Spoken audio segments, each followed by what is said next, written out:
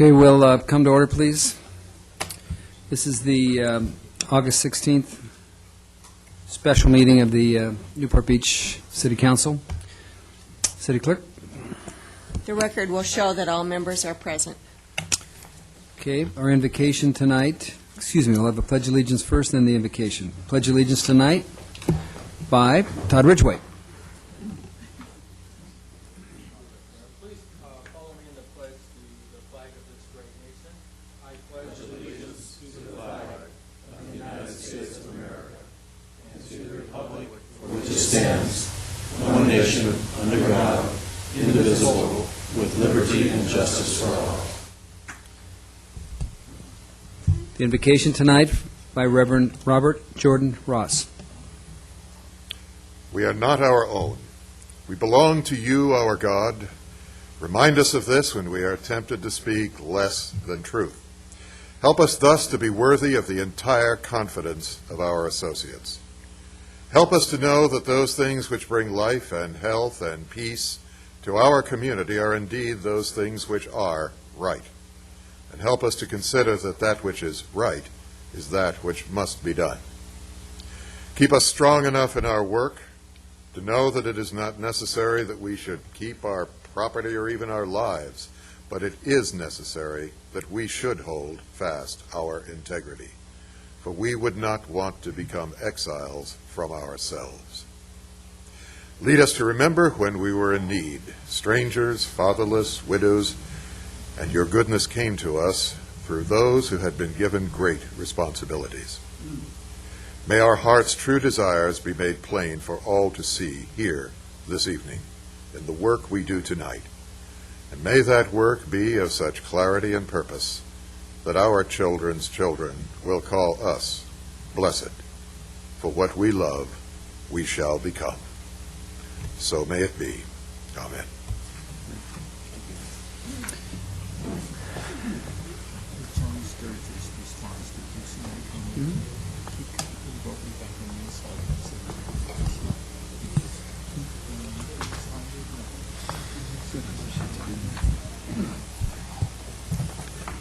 Thank you, Reverend, for the fine invocation. We'll try to live up to it. City Clerk? Item number 1, review of general plan update land use recommendations and selection of preferred land use plan, project description for environmental impact report. Homer, who's going to give the staff report? Or if there is one?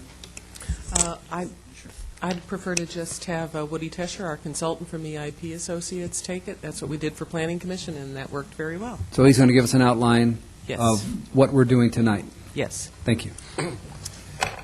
Mr. Mayor, members of the council, it's a pleasure again to be with you tonight.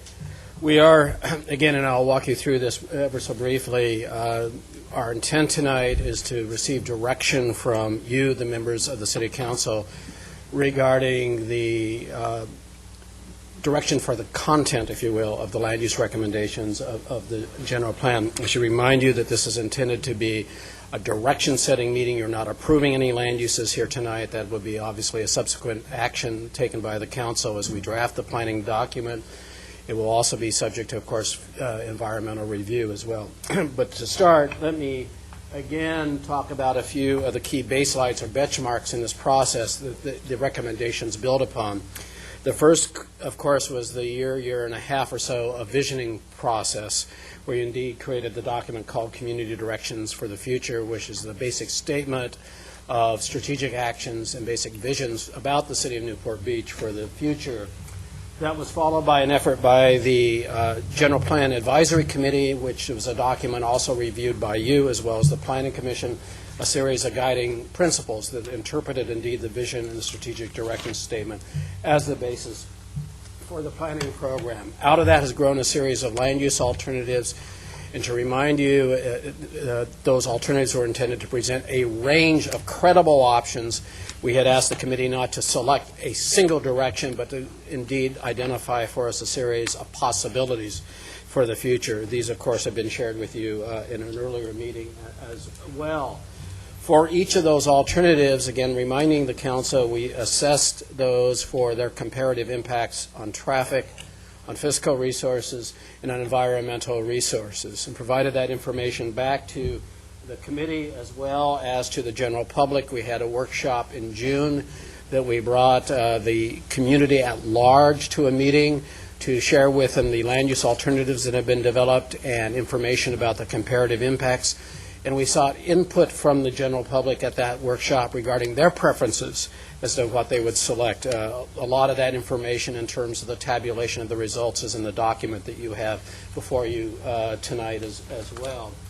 And then out of that, we went back to the GPAC with some very specific recommendations from staff, distilling and assimilating all that information that we had received in the earlier steps of this process to give them some recommendations about the land uses that we saw and appeared to make sense given the context of these studies that have been conducted as well.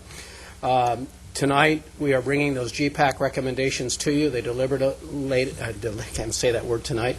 It's been a long day. Deliberated upon those, as well as indeed we just had the same discussion with the Planning Commission. We'll share with you their thoughts about these options as well tonight. Let me indicate that there were a number of fundamental goals that were set as we made these recommendations. Both the staff as well as the GPAC made the recommendations. The first of those was a goal to reduce the traffic that would result from the build-out of the land uses that were going to be accommodated in the city below that level that's provided for or would result from the existing general plan. At the same time, recognizing not only was traffic important to the community, but also to maintain a positive physical balance, that the costs of the mix of land uses would indeed not exceed the revenues to be derived. In fact, the revenues would be on the plus side as well. Third key goal was that the selected land use recommendations would minimize the impacts upon environmental resources, not only natural habitat that we often talk about, but also other kinds of environmental resources such as air pollution and energy consumption as well. Also the impacts upon the services such as schools and parks, and indeed the whole array of infrastructure that supports development as well. Fourthly, the notion about the importance of community character as a baseline and the preservation of those qualities that have for years distinguished Newport Beach as a special place, as a guideline for us. And then lastly, the recognition that in these alternatives that there were certain places within the city that are not performing to their full potential, and indeed the opportunity to revitalize certain of these districts, as again reflected in the earlier analysis in the visioning process as well. With that, again, sort of reminding us as we began to explore the consequences of these options, we have looked at what the impacts of the GPAC recommendations have been relative to a number of those goals, one being traffic, as we have found that the cumulative results of the recommendations that have come through the GPAC is to achieve a slight decrease in the overall number of daily trips as well as the number of trips in the AM and PM peak hour that you see reflected here in the chart as well. So tonight, again, let me review with our basic objectives. How we're going to format this is I will give you a brief presentation to you about what the recommendations have been for each of the several sub-areas that we have been studying as a part of this process. I will also, as I indicated, specify or indicate to you how the Planning Commission reacted to these recommendations and how they may have suggested some changes or acceptance of those recommendations from the GPAC as well. And your choices are either to, indeed, as a part of the process here tonight, is to confirm or select one of the recommendations from the GPAC, or indeed as modified by the Planning Commission, suggest modifications. Or, of course, here tonight you may want to select an entire different alternative for us to consider. Again, the importance for this is we need to meet the schedule to hone into a specific set of mix of uses and numbers so we can then assess them for the environmental impact report process. And as I indicated, the intent is really to use this as a starting point for the analysis. We recognize that this will be fine-tuned and you have the opportunity to go further in the process to indeed make modifications to those recommendations as you consider the actual general plan document. We encourage you to think at the high end of the box, because if you think of, if you indeed scale back land uses in the future after the EIR is completed, we are covered, in effect, with the environmental analysis. If, however, you select options in the future that are of greater intensity than the ones that you give us direction for here tonight and in your next meeting, we may have some issues with the environmental analysis as well. Let me stop you. I'm going to ask staff this question. I don't have an answer. Are we assuming that whatever we eventually generate is going to be a ballot measure item for November 2006? Not what you're generating out of this meeting and on No, the 30th. not out of this meeting, but out of the general plan in general. I mean, because if we are, then it's the certification date for that language in July 2006, and then backing up all these dates from there. In other words, if we don't have to That's worry true. about it being voted on, then this thing can go on a lot longer. Are we assuming that it's going to be a ballot measure? I'm assuming it will be. If you look at the recommendations that we're making for just two of the areas, the airport area and Newport Center, Fashion Island, in both of those cases, it would require an election. So, without going any further. Under green light? Yes. Under green light. So we're assuming it is. That being the case, do all your dates fit into that assumption that we have to have firm language by, in 11 Yeah. months? Yes. All right, good. Mr. Ridgeway? Mr. Mayor, for the city attorney, since project proponents can skip the EIR process and go directly to a ballot, if in fact our general plan amendment goes to a ballot, do we have to have a certified EIR?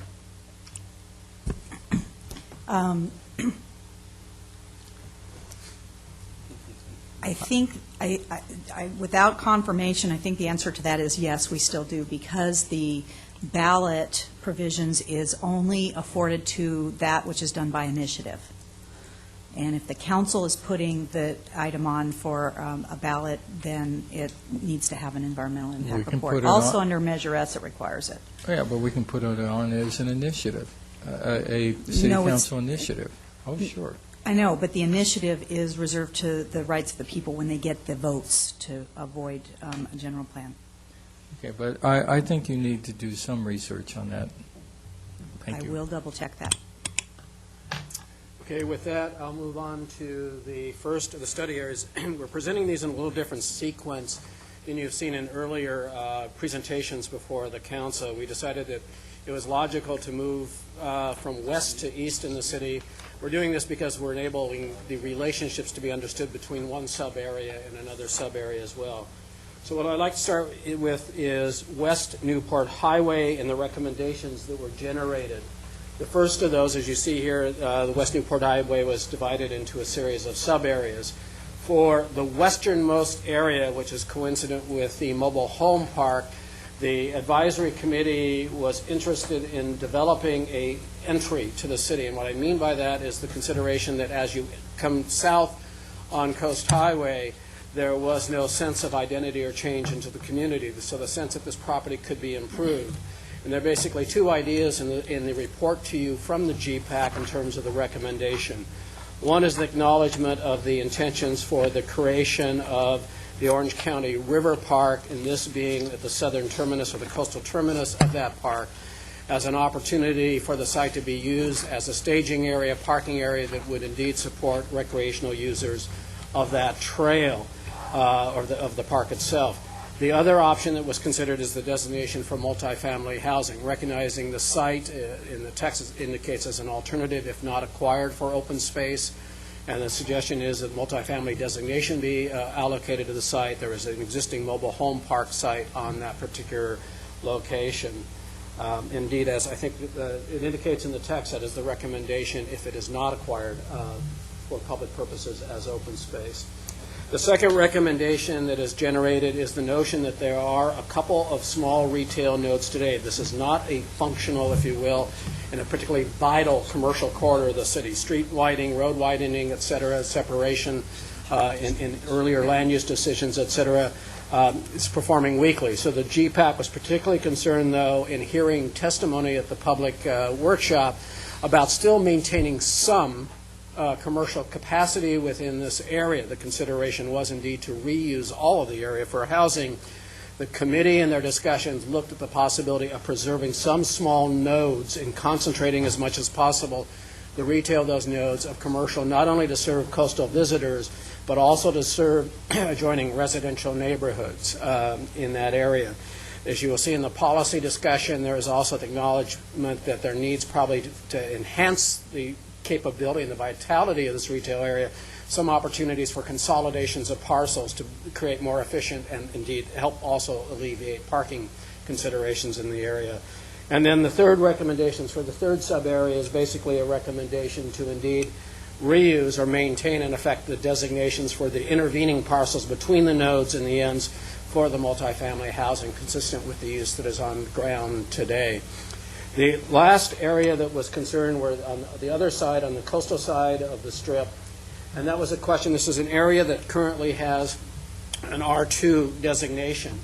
And the recommendation that came from the committee was indeed to recognize the trends and provide additional opportunities for ownership housing by redesignating these areas for R1. Staff can indeed discuss some of the public input, because this was a question raised with residents of the surrounding area at a community workshop, and I believe the council member attended that workshop, and we understand there was a positive reaction, at least by those who attended that particular meeting, to that recommendation. And then lastly, before we go to your discussion, these are just charts, and you will see these throughout the document, that compare, and this particular graphic doesn't appear as, the other ones are a little bit better. What you'll see here is the existing general plan recommendation, and you will see this horizontally maintained. That chart all the way across that color is the existing general plan designation. And what we're showing here is the difference of the original staff recommendation and GPAC recommendation comparing to the general plan. These numbers that are here are just to give you the base that we're using is change from existing use, not change from existing general plan. So what you will see, for example, in the commercial, the existing general plan would accommodate about 15,000 square feet. The original staff recommendation was somewhere below 35, and the GPAC cut that back modestly. So looking at this charts, what you'll see is a modest increase of commercial over the existing general plan. To give you a scale of reference to how significant these numbers are, if we were up here at 50,000, that would be something equivalent to a grocery store. So any of the numbers that you see here are significantly less than the scale of a grocery store for comparison. The real changes are in some housing, and indeed also the opportunity that I did mention for some additional overnight lodging facilities. You'll see, however, the numbers that are being suggested for overnight lodging in this area are pretty modest and fairly small. So with that, I'll give it back to the council for now. Just to remind you what the Planning Commission just went through. We just went through this process with it, so we're trying to keep up to what they had said. The Commission recommended, I'll go back to the map. The Commission recommended that in this area that they basically confirmed or indeed were felt and supported the GPAC recommendations in terms of the land use, with one exception. They felt that for the purposes of the EIR, this question about the R2 or R1 downzoning, in effect, was still enough of an issue for their consideration that they felt for the purposes of the analysis at this point in time that we should analyze in the EIR the R2, or the higher density of the existing zoning designation, rather than at this point in time making a commitment to cut back the density at this point. They felt that that would still give them the latitude to make that adjustment in the future, but they felt that as the, quote, worst case analysis for the EIR, it would be appropriate to maintain the R2. And so that was really the only deviation from the GPAC recommendation that was made. Question. Is it our chance? Let's, we're going to be doing this again. Is this the process, staff? Yes. Presentation, GPAC, comments from what Planning Commission did, then give it to us? Yes. Okay, so can we turn the lights on then? Because this is the point we're going to be discussing these things at length. And are you looking for a straw vote? Yes, we will be, and of course, you should take some public comment if there is any before you do your No, straw so we'll take vote. public comment on each of these areas, one by one? I think And then we'll take a straw vote? yes, I mean, that worked just so for we the have a commission. process down here. Go ahead, Mr. Webb. Two questions. Is the zoning of the houses that are between what would be downzoned and the ocean, is that all R1 or is that R2? Maybe I can defer to staff. It is, excuse me, it is mostly R2. There are some isolated R1 areas. So the thought process was that the downzoned area are smaller lots and probably don't support an R2, is that the thought? Yes, in 1988, if there were any blocks whose most typical lot size would not allow 2 units, then we rezoned it to R1 at that point. And then on the inland side, we say multifamily. Now, does that mean more than R2? Those areas are all designated for 2-family. Okay, so why are we using the term multifamily instead of R2 then? I think technically for Woody and his group, that a 2-family unit is a multifamily unit. Okay. I have a question on that. Woody, on that mobile home park, are you suggesting we shouldn't take into consideration 12 to 18 per acre there? The recommendation of the committee, and I need to go back to my notes on this, was to a density of 18 to 22 units per acre, except for affordable. And there's a bonus density for affordable. Okay, so it's 18 to 22. As the base density, and then for affordable would be additional to that. Okay, thank you. Good. Mr. Rosansky, your Yes, district. a couple quick comments. In general, I agree with the Planning Commission, especially as to Area D. I did sponsor the sort of the visioning meeting, or whatever you want to call it, for West Newport. And there was, actually, to my surprise, a substantial majority in favor of zoning that area to R1, from R1.5 to R2.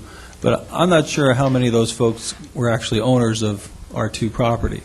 And so I'd probably want to see a little bit more input from the community of the folks that do own those types of properties to see how they feel about it before. And for the purposes of this, I gather better to have more than less, so I'd say the R2 zoning should stick for the purposes of conducting your EIR. The parcel that's down there to the southeast, that labeled B, just by the canal there, I see that's a commercial parcel now. Well, actually, partly commercial, partly It's partly, yeah. residential. Is there any particular reason why the frontage there was thought to be good to go to residential, as opposed to just having a continuation of the commercial all the way through? I don't think that parcel was looked at in that level of detail by the committee, so I don't think there was a logical reason for that. So commercial would be a more intensive use? Yes. Then I would suggest that we look at that as that whole strip there from Basically. where it starts, the A, all the way to the canal is potentially commercial. Because I'm thinking that there's other areas that are not shown as residential that may more likely be residential rather than commercial, and probably be an even swap, but for the purposes of this, I'd say leave that as a commercial piece. Other than that, I'm fairly happy with the result. Selich? Excuse me, Mr. Nichols, next. Yeah, just a couple of questions here. On the mobile home park, I was a little bit confused by the recommendation to be either open space or residential, but not both. Is that correct? It's one or the other, it's not both. Yeah, in a sense, and I, again, need to defer back to the original GPAC wording, but it basically indicates that if and when funding is available, it should be used, to use the terminology in here, as a staging area for the park with parking, park-related uses, and underpass to the ocean.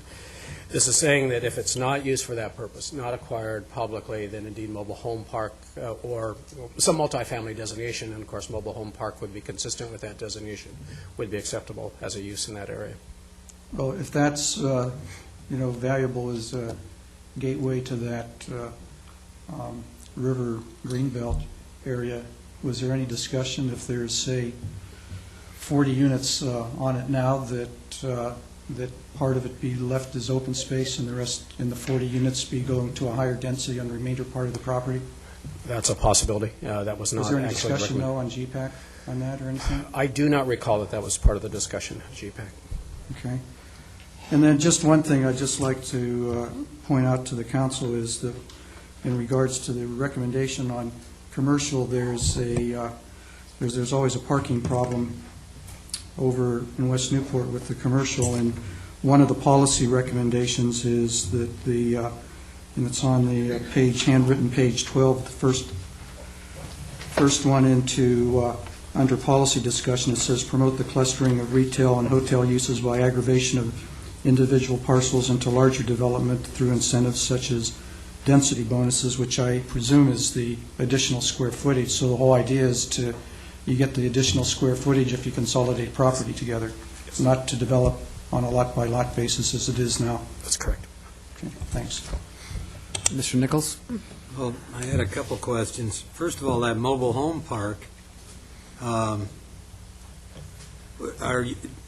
are you proposing to change that from a mobile home park, or are you going to let it go to modular housing, which is relatively the same thing?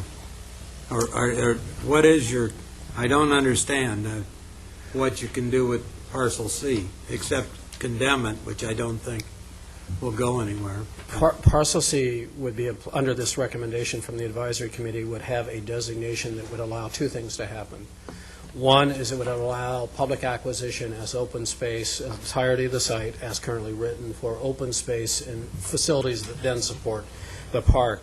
The other option is a multifamily designation at the densities indicated herein, which would allow either continuation of a mobile home park or demolition and replacement with other multifamily units in accordance with the city's codes and requirements for multifamily housing as currently provided for in the city.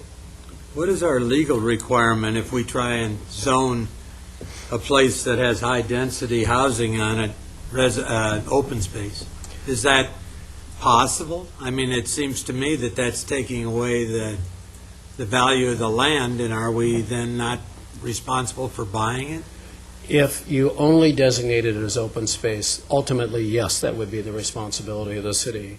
The recommendation, as I read the GPAC, was also to allow a residential designation on there as well. So it basically defers, in effect, to a policy of potential acquisition by a public agency, but doesn't mandate or require that it be acquired as open space. But does it mandate that you can dictate that some of those homes are not there? No, again, it says only if, indeed, it says if public funding acquires the site. That would require an acquisition of the property under public funding. Then I had a question in your terminology. We have two terminologies that are, at least in my understanding of the planning code. R1, R2, R3 designates a buildable. If you take your setbacks, it's how much you can build on a lot, and it's regardless of what your particular family orientation is. R1 might mean single family as well. How are you using the term? In other words, is R1.5 a duplex with a 1.5 buildable on the lot? Is that, you can't have 1.5 families, but in the other time you're using R1 as on an R2 property, in other words, on an R2 buildable. What please? Okay, maybe I can have staff help in designation. These are existing designations on the site. Yes, the actual R1, R2, those really establish the number of dwelling units that can occur on an individual property.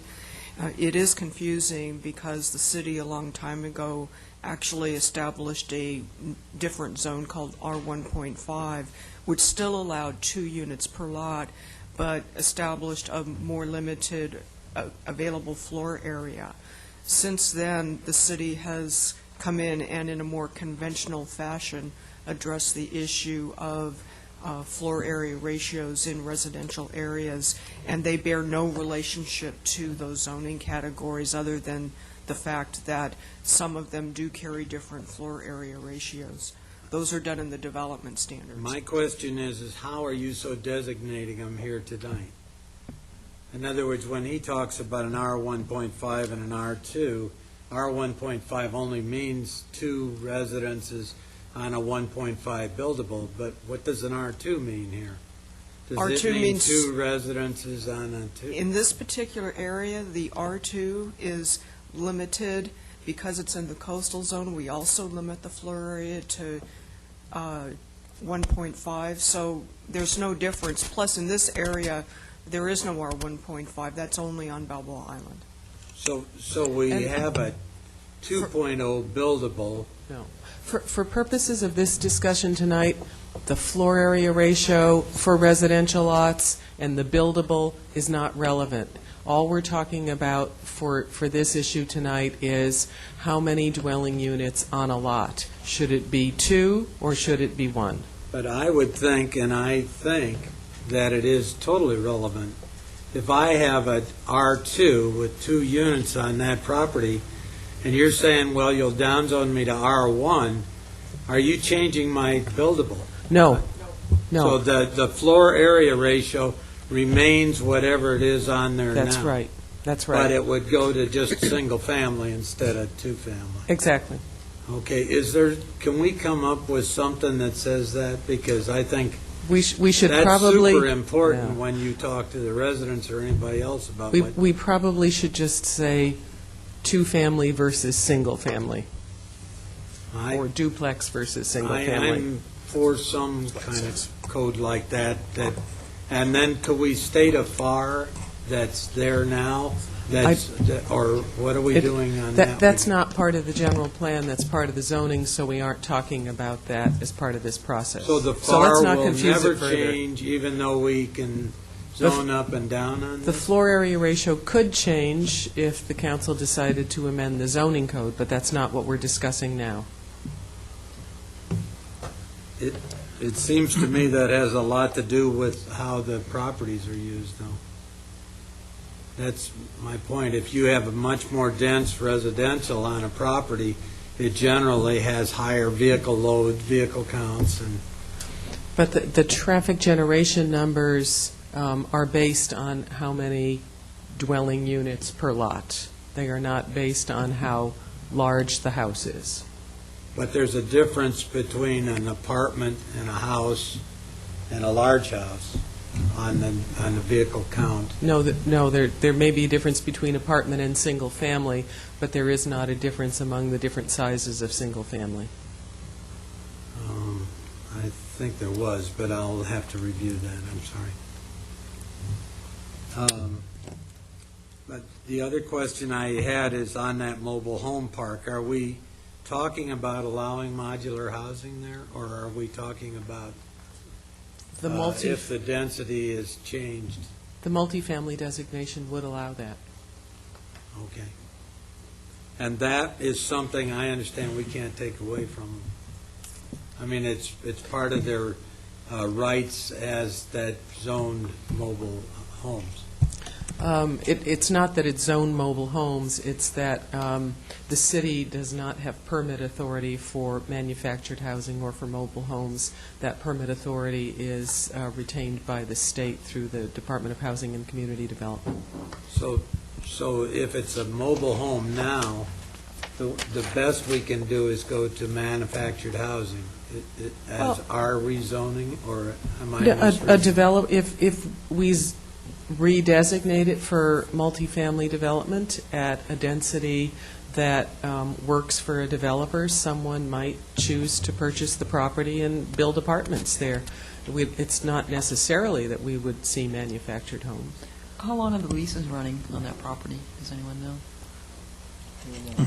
The leases on the There- Yeah, most of that's month to month, I believe. There's a whole variety of different housing there. Some of it's not even mobile home, would be RVs, really. They're not even mobile homes. Others are, but I'm almost certain that almost all of that's month to month or very short-term leases. I would just like some way to have a density designation. I The think it's density very is either important. one I mean dwelling unit per buildable lot. density designation. Well, we can talk about that when we do the zoning code. Well, what I'm suggesting is I think that has to do with this Mr. Mayor. What our traffic will be. Can we move on? This is going to be a long night if we just focus on this one minor issue. Mr. Rosansky? I'd just like to add one thing, and I know for the purposes of our EIR that we're looking for the highest and most intense use, but I would take issue also with the development capacity, adding additional square footage here. I mean, we could see that, I think from your previous picture, it was an almost doubling of the commercial space. Even under the reduced plan, it was close to doubling. And I don't think that's feasible or practical for that area. And I don't think that's what the residents there are really looking for, a more intensification of the commercial uses. But for the purposes of this, I guess I'll agree to let it go.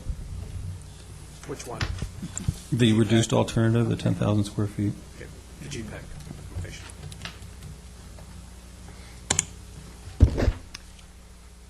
Councilman Daigle, go ahead. Obviously, creating livability is something important, and you're looking at R1 right off of PCH. And one of the few communities I've seen that is in Malibu, and they back right into PCH. It seems like here there's a buffer zone, a green belt. We have that on Irvine Terrace. And if you can kind of comment from your perspective how a green belt really creates more livability in terms of placing R1 close to PCH. Again, it is a function of design. Green, how the elevation facing the road is designed. If you've ever been in any of those housing units, they've designed them so that they're oriented away from the highway. Windows tend to be minimized on the highway side. So there are architectural design solutions, landscape solutions at all that indeed, if indeed that becomes a design directive in policy, you can talk about a certain quality of design as well in the plan, if that's the desire. That makes sense. Thank you. Okay, what's the action item here? Well, yeah, I mean, are we done? I mean, City Council done on this? No more comments? Okay, public comment next, and then a straw vote? Yes. Okay, public comment. No public comment on this item? All right, Mr. Arce, come on up.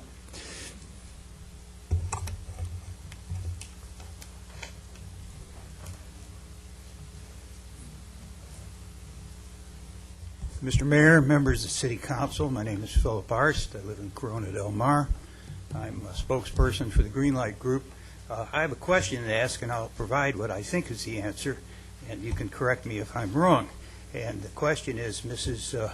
Wood mentioned that two of the areas were certainly subject to a Greenlight vote, and my question is this area subject to a Greenlight vote?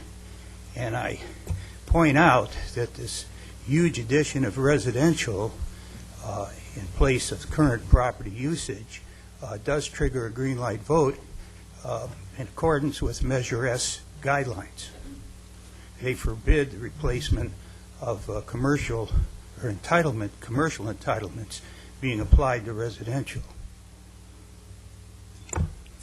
I don't know. We haven't done the detailed Measure S analysis on all of these sub-areas. It's easy to make that statement with regard to the two I mentioned because the numbers are so large.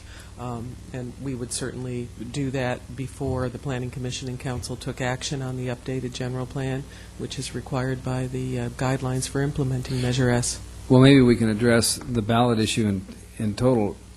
You know, if it's a year from now, we've already certified the language. What will the voters get in November 2006? Up or down on the entire general plan? Or up and down on specific areas that are subject to green light? I think that our intent here tonight is to try and come up with the preferred land use plan for the purposes of the environmental document. And once the council gets a little further along, we start doing the environmental document, finding out the information in each of the sub-areas, then we have to do an analysis on what those impacts are as it relates to Measure S and the guidelines, and then we would then advise the council as to what would go to ballot and what would not. But at this point in time, we're not prepared to answer that No, I understand question. that, but you don't even have an idea at this point whether it would be a ballot measure. If you're talking your way, if it's only the areas that are triggered for green light, then there would be a vote on each of those specific areas and not on the full general plan, the balance of the general plan. Is that right? I think that's for the city council to decide how you want to put the measure on the ballot. And we would present that information to you, because the full general plan is more than just the land use element. I think it's about time for we start thinking about how we're going to do this. I mean, I think this is pretty ripe, that we have an idea of how this is going to come to the voters. Don't you think so, Mr. Selich? You've done this before. Yes, I do. I think the staff is right that the general plan is more than just the land use, but the land use is what triggers Measure S, not all the other stuff. So, I mean, somehow we're going to have to figure out how we're going to put the land use on the ballot. And whether it goes in one piece or by areas, I mean, they're right. We're going to have to make the decision up here. I'm not sure exactly when the date is to do it. But tonight, they're really focusing on getting these alternatives teed up to go into a environmental impact analysis and not make those kind of decisions. Good, all right. Then you're saying that's for later discussion, but soon to occur. Good. Any other council input on this? Councilman Daigle?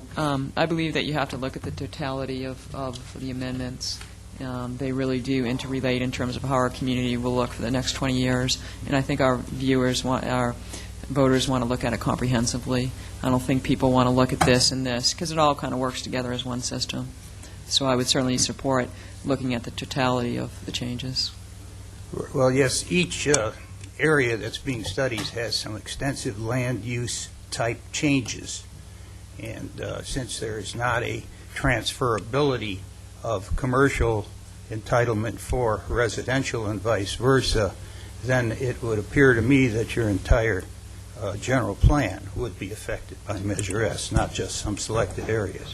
City Attorney, let's, you're going to bring focus to I think the this. issue for future discussion, that we would bring back an analysis for the city council on their determination, would be that the general plan without Measure S would not normally go to a vote of the people.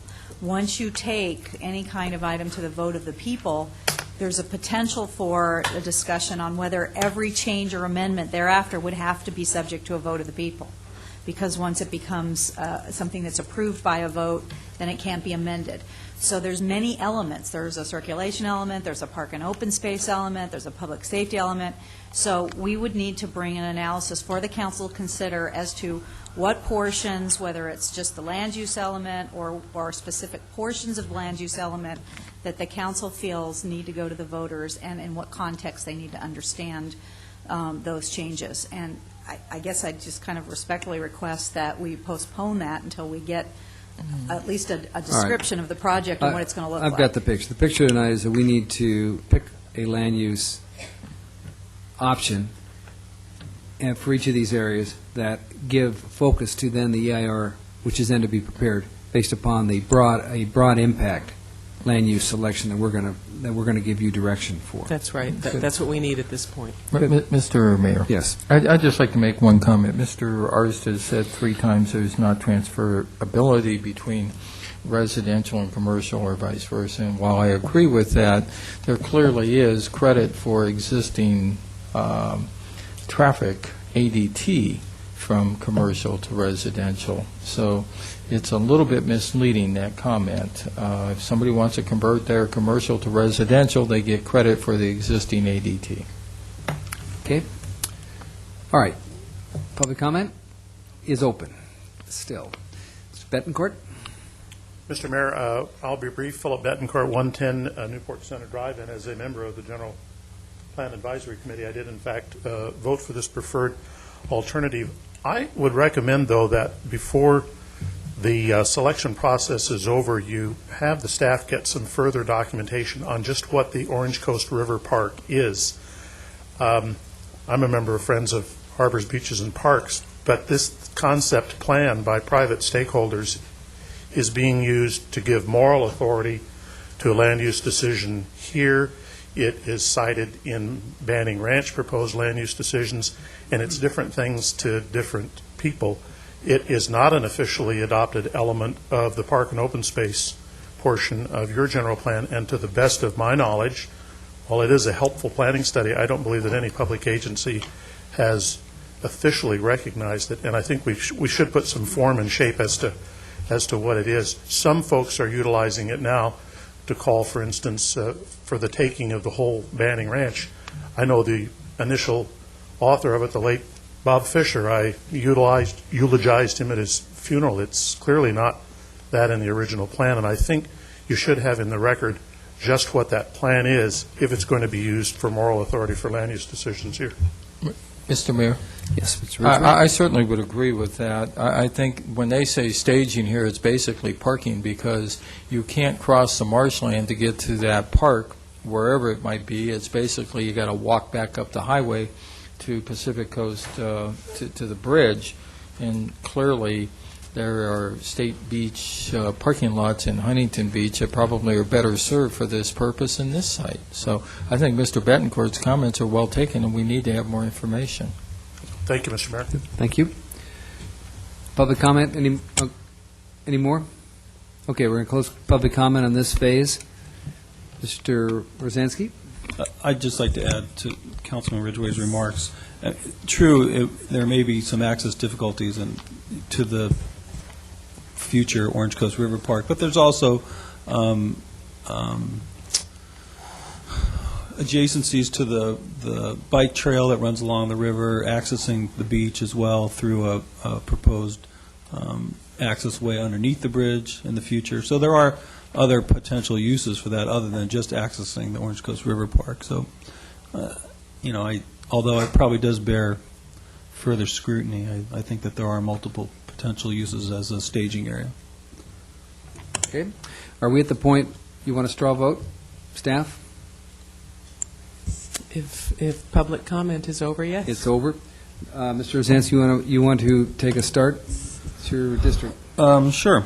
I'll make well, it's not a motion, but I will make a motion for a straw vote, I guess, that we accept the GPAC recommendations with the exception of Area D will be considered as R2 for the purposes of this EIR, and that Area B, adjacent to the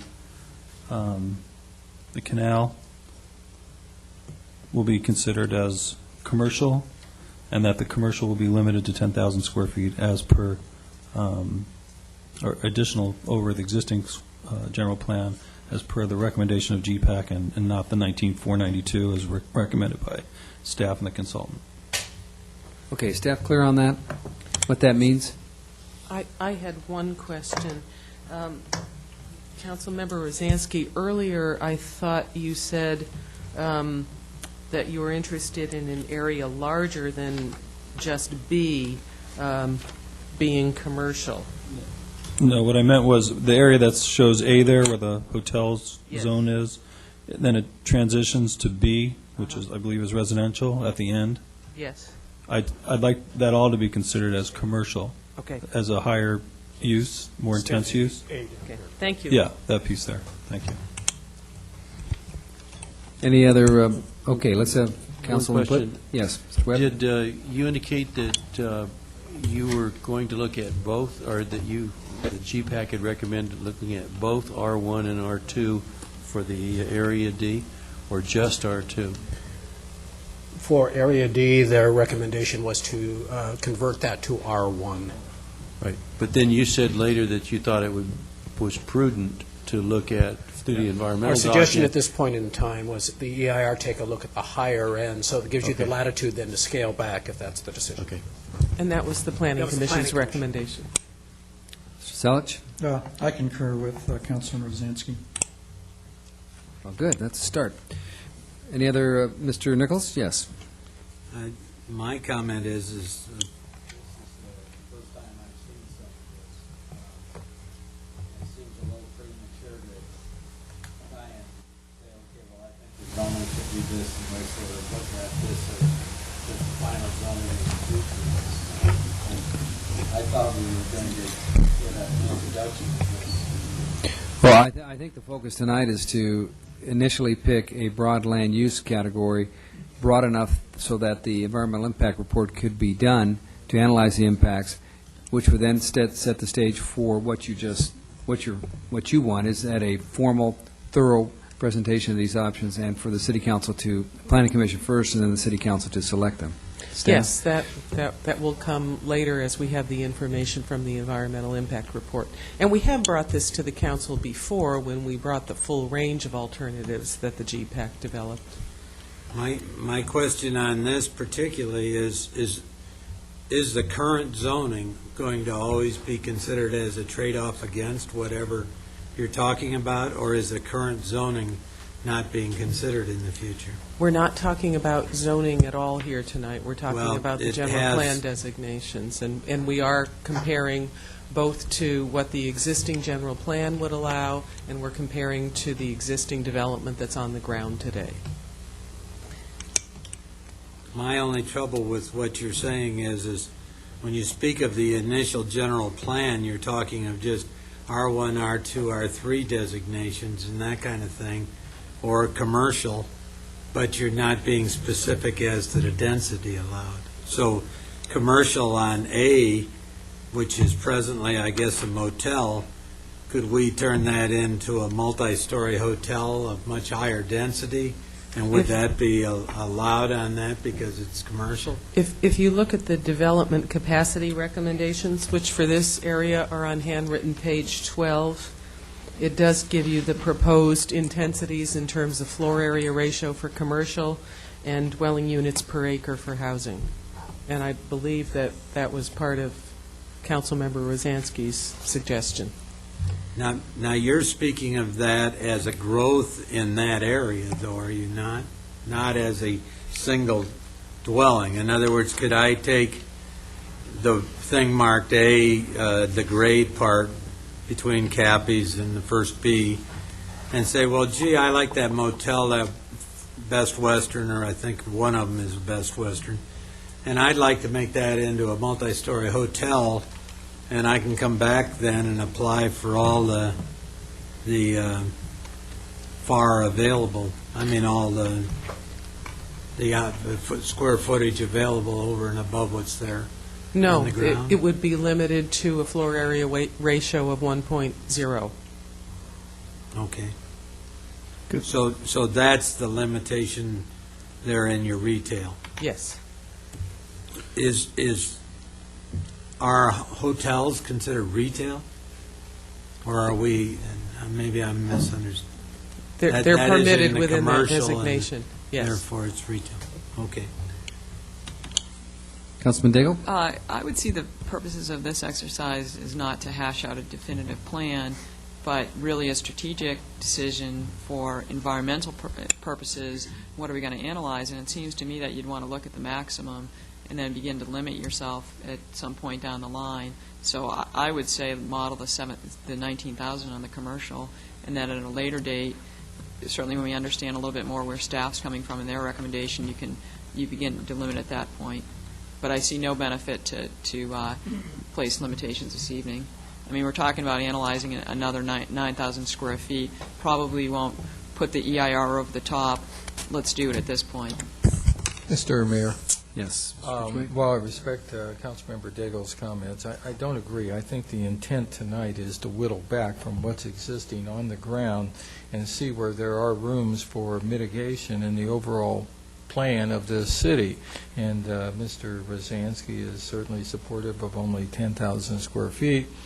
I think he knows his district well, and I certainly support that. But if we were to take that attitude that was just suggested, there's no reason to go through this exercise, quite candidly. We just say, let's analyze on the existing and move forward. That's what this exercise is, for us to start to whittle away. And what Woody's admonition was in the beginning, if you're going to err on the high side, but clearly attempt to whittle. He didn't say that second part, but that's what we're trying to do. And as we get into some of these, certainly I think Banning Ranch, that's going to be an interesting discussion. I think that's where, I mean, we're spending an hour on something that doesn't, it's a nice little district, but if we're going to I tell you right now, we'll be on Banning Ranch until 12 midnight. No, we're keeping the St. Andrews hearing pace. We're right on target. Yeah, you do good, John. I'm Mr. Rosansky. Yeah, just to add to what Councilman Ridgeway said, I think there is value in supporting the GPAC recommendations where we can, where I think there's general agreement that the GPAC recommendation is correct, and not to kind of second-guess them unless it's just clear that they were, off base. So I would say that. Or unless the councilman has a stronger idea. Yeah, well, especially whose district it is located. I'm just saying that I not just this district or this particular area that we're looking at, but as we go through the plan here, I think we need to give strong consideration and some deference to the GPAC recommendation, because that's why we have GPAC. That's why we created that whole process. Well, and I agree with you. They've done a lot of volunteer work to get to this point, immense amount. And I think the last point is, if you make your EIR so broad that it analyzes it in a broader fashion that is then honed down, if this thing goes to ballot and somebody digs into those environmental impact report studies, then it'll give great fodder to people that don't want this thing to be approved, even though it may not be relevant to the more limited land use that is selected. So I'm not, I think we have to be pretty square here, because eventually this is going to, it's going to end up in a ballot, and this EIR that we're setting the stage to be prepared will be used in ballot arguments. Not maybe the arguments, but it surely be used by opponents and proponents. I'd like to hear more about why staff's background and why they're recommending 19,000 square feet before we start whittling away. Yeah, Sharon worded, do you remember? It was half the size of a grocery store. And that was we came to that number. And the reason that the GPAC cut the number was they were concerned about trips. Carlton kept saying traffic, traffic, traffic, sort of like a frog in the background as we were looking at each of these alternatives. And the GPAC decided to just cut it in half. That was the rationale. But again, there was partly the recommendation. It was 7:42 on a naval clock. If the and truth that's back exactly. to 19. It was throwing the dart at the wall. The other reason, though, there was some increase was back to the incentive that Councilmember Selich mentioned. There was the idea that some number, some square footage was important to try to stimulate some consolidation of lots to create an, in fact, improved commercial environment than you have today. And, the truth is that there is still significant square footage that has not been built under the existing general plan. And I think we saw a little bit about that when, at the Planning Commission level with the project that was just proposed for there. So in addition to the unbuilt space, we're talking about another 10,000. It's probably 25 or 30,000 that they can add to an area that should probably shrink. So I think the 10,000 would probably be sufficient for our purposes tonight. Just to give you just to sort of summarize, if with the existing additional capacity, if you went with the GPAC recommendation, it'd be about 25,000 square feet additional to the existing. Half a grocery store. Any other council comment? Can we just get some kind of an idea of what the GPAC recommendation is compared to what the present general plan allows? I mean, we're talking of paring down in each of these areas, or are we? To summarize, for comparison with the existing general plan, the residential capacity is 40 units higher. The commercial use is 10,000 square feet. I'll round off. It's 9,400. Hotels, 50 units higher. It's higher to the 50 units higher. Those are the differences from the existing general plan. And what was the hotel, I'm sorry? 50. 50 units. Over the existing general plan. The existing general plan provides no additional capacity for a hotel under the current numbers in the traffic model. Let me ask you, City Clerk, are we going to be able to push buttons or raise hands? How do you want to do the straw vote? It's up to you. What did they do at Planning Commission? Just like we usually do, use the buttons, make it simple? You can do that, the Planning Commission. That's fine, that's what we'll do. There's not even, this isn't, we're not splitting the atom. This is fine. I just don't want to, this is a straw vote and all that. Okay, any other discussion? Okay, let's vote. Oh, excuse me. Yes, Mr. Nichols?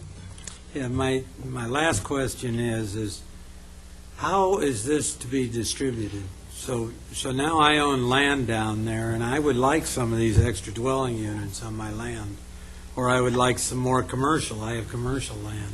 It depends on how is that to be distributed? It depends on how much land you own. You get a floor area ratio of 1.0, which means that for every square foot of land area you own, you get a square foot of building area. And But you're saying that You we're have going to to- allow 9.4 thousand square feet of more area, right? Or growth. How is this growth to be given out? If that growth comes to me, that's worth money. How do I? It still depends on how much land you own, because it's based on the floor area ratio. But are we going to say, okay, our floor area ratio will go from 1 to 1.011? And No, the that floor means area ratio everybody- is 1.0. Okay, so then, in order to pick up this 9.4 thousand square feet available, how do you get that? Or is that just given to somebody by rezoning? The existing floor area ratios in the current general plan are lower than 1.0. They're already 1.0. They're lower than 1.0. Oh, I see, so they would be raised somewhat. is what- Yes. Okay, thank you. Okay, let's vote. Motion, straw vote carries. Oh, thank you. Good. We're right on target. I think this is about the time I think at this rate, we'll be about 2 in the morning. So, Mr. Mayor, with the General Plan Advisory Committee and with the Planning Commission, they took much longer on the first area than any other. I think it's just a matter of figuring out how to go through it. Don't tempt us with that possibility. That's fine. And we're now going to recommend a little bit of change in our progression through the areas.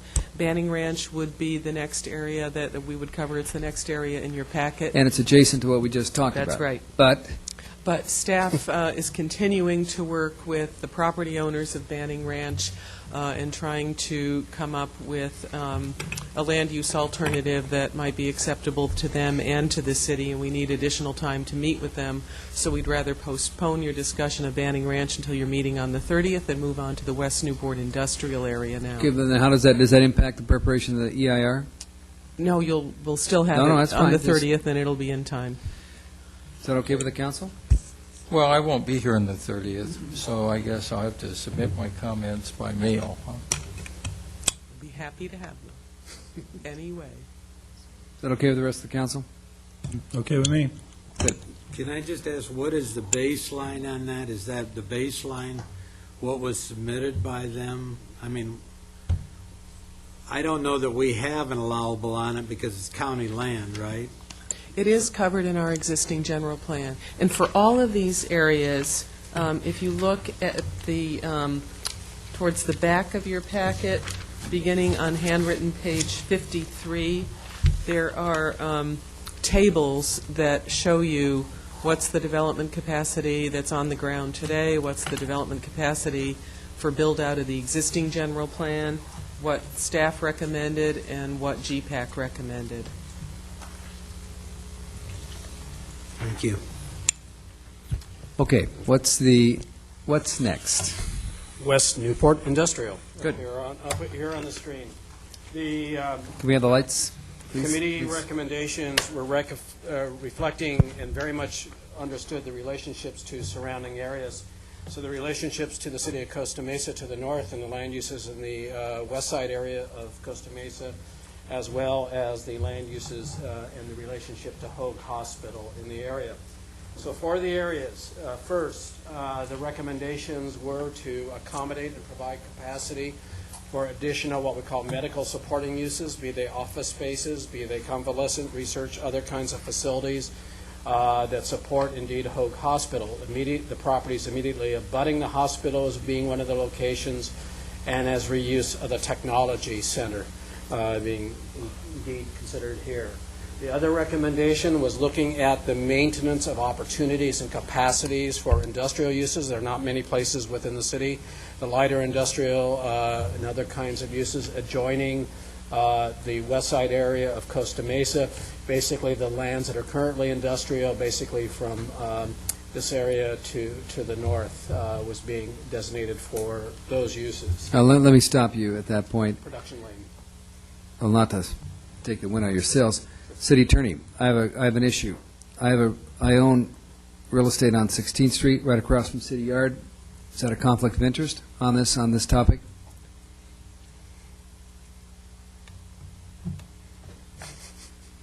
I bet it is. I would defer. I think it's a green area right there.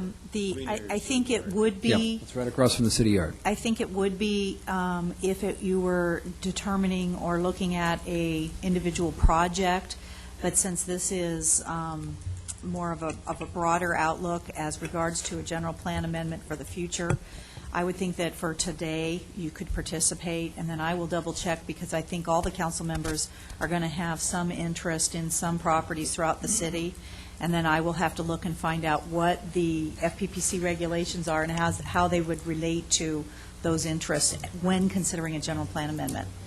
Because there's a concept of impacting the public, or impact is the same as the public generally.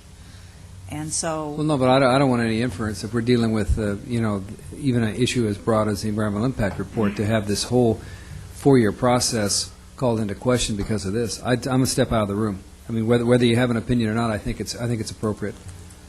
I mean, because it's a commercial asset, it's not a home, da-da-da. Okay? Mr. Webb, can you run this portion? Okay. Well, Please continue. In light of Mr. Heffernan's announcement, I will say, even though we've already moved on, that I do own significant real estate in West Newport, contiguous to the area that we just previously discussed and voted on. And if it is found to be a conflict, I guess I will change my vote to an abstention if I can. If not, then I'll just assume that I apologize, was my mistake. council members. I did not get to that issue before the meeting tonight for any specific advice on the FPPC. I'll have to check with that. Okay, so we talked about the northern area being adjacent to Mayor Heffernan's area of concern, the light industrial land use as well. The intervening parcels, really the core heart of the area, some of which are existing mobile home parks, other forms of residential densities, and in some cases, as reuse of existing commercial properties or lighter industrial properties, the recommendation is for multifamily residential. I'll indicate that there are areas here which the question, just for purposes to help the understanding of why the recommendations and why residential was considered in this particular area. Apparently there are applications today on the table to reuse those properties for residential. So the trend is to change residential in this area. There was also the consideration by the GPAC of if residential development occurs on a portion of Banning Ranch, it is likely to be located here, so again, the relationship between those two properties were being considered, since we did a talk about Banning Ranch at this point in time. And then lastly, the recommendation is recognizing the other commercial nodes along Superior Avenue. As a result of these recommendations in terms of the quantities, what you see overall is from existing use, there is a net reduction of commercial capacity. There is a reduction of industrial capacity. There, for example, the reuse of the tech park. There is an increase in office, because the medical-related uses in many cases include office use within the area. And then there is an increase of residential use within the area. As I recall, I don't have the traffic tables in front of me. The net results of all this was a slight reduction in this sub-area. Am I correct?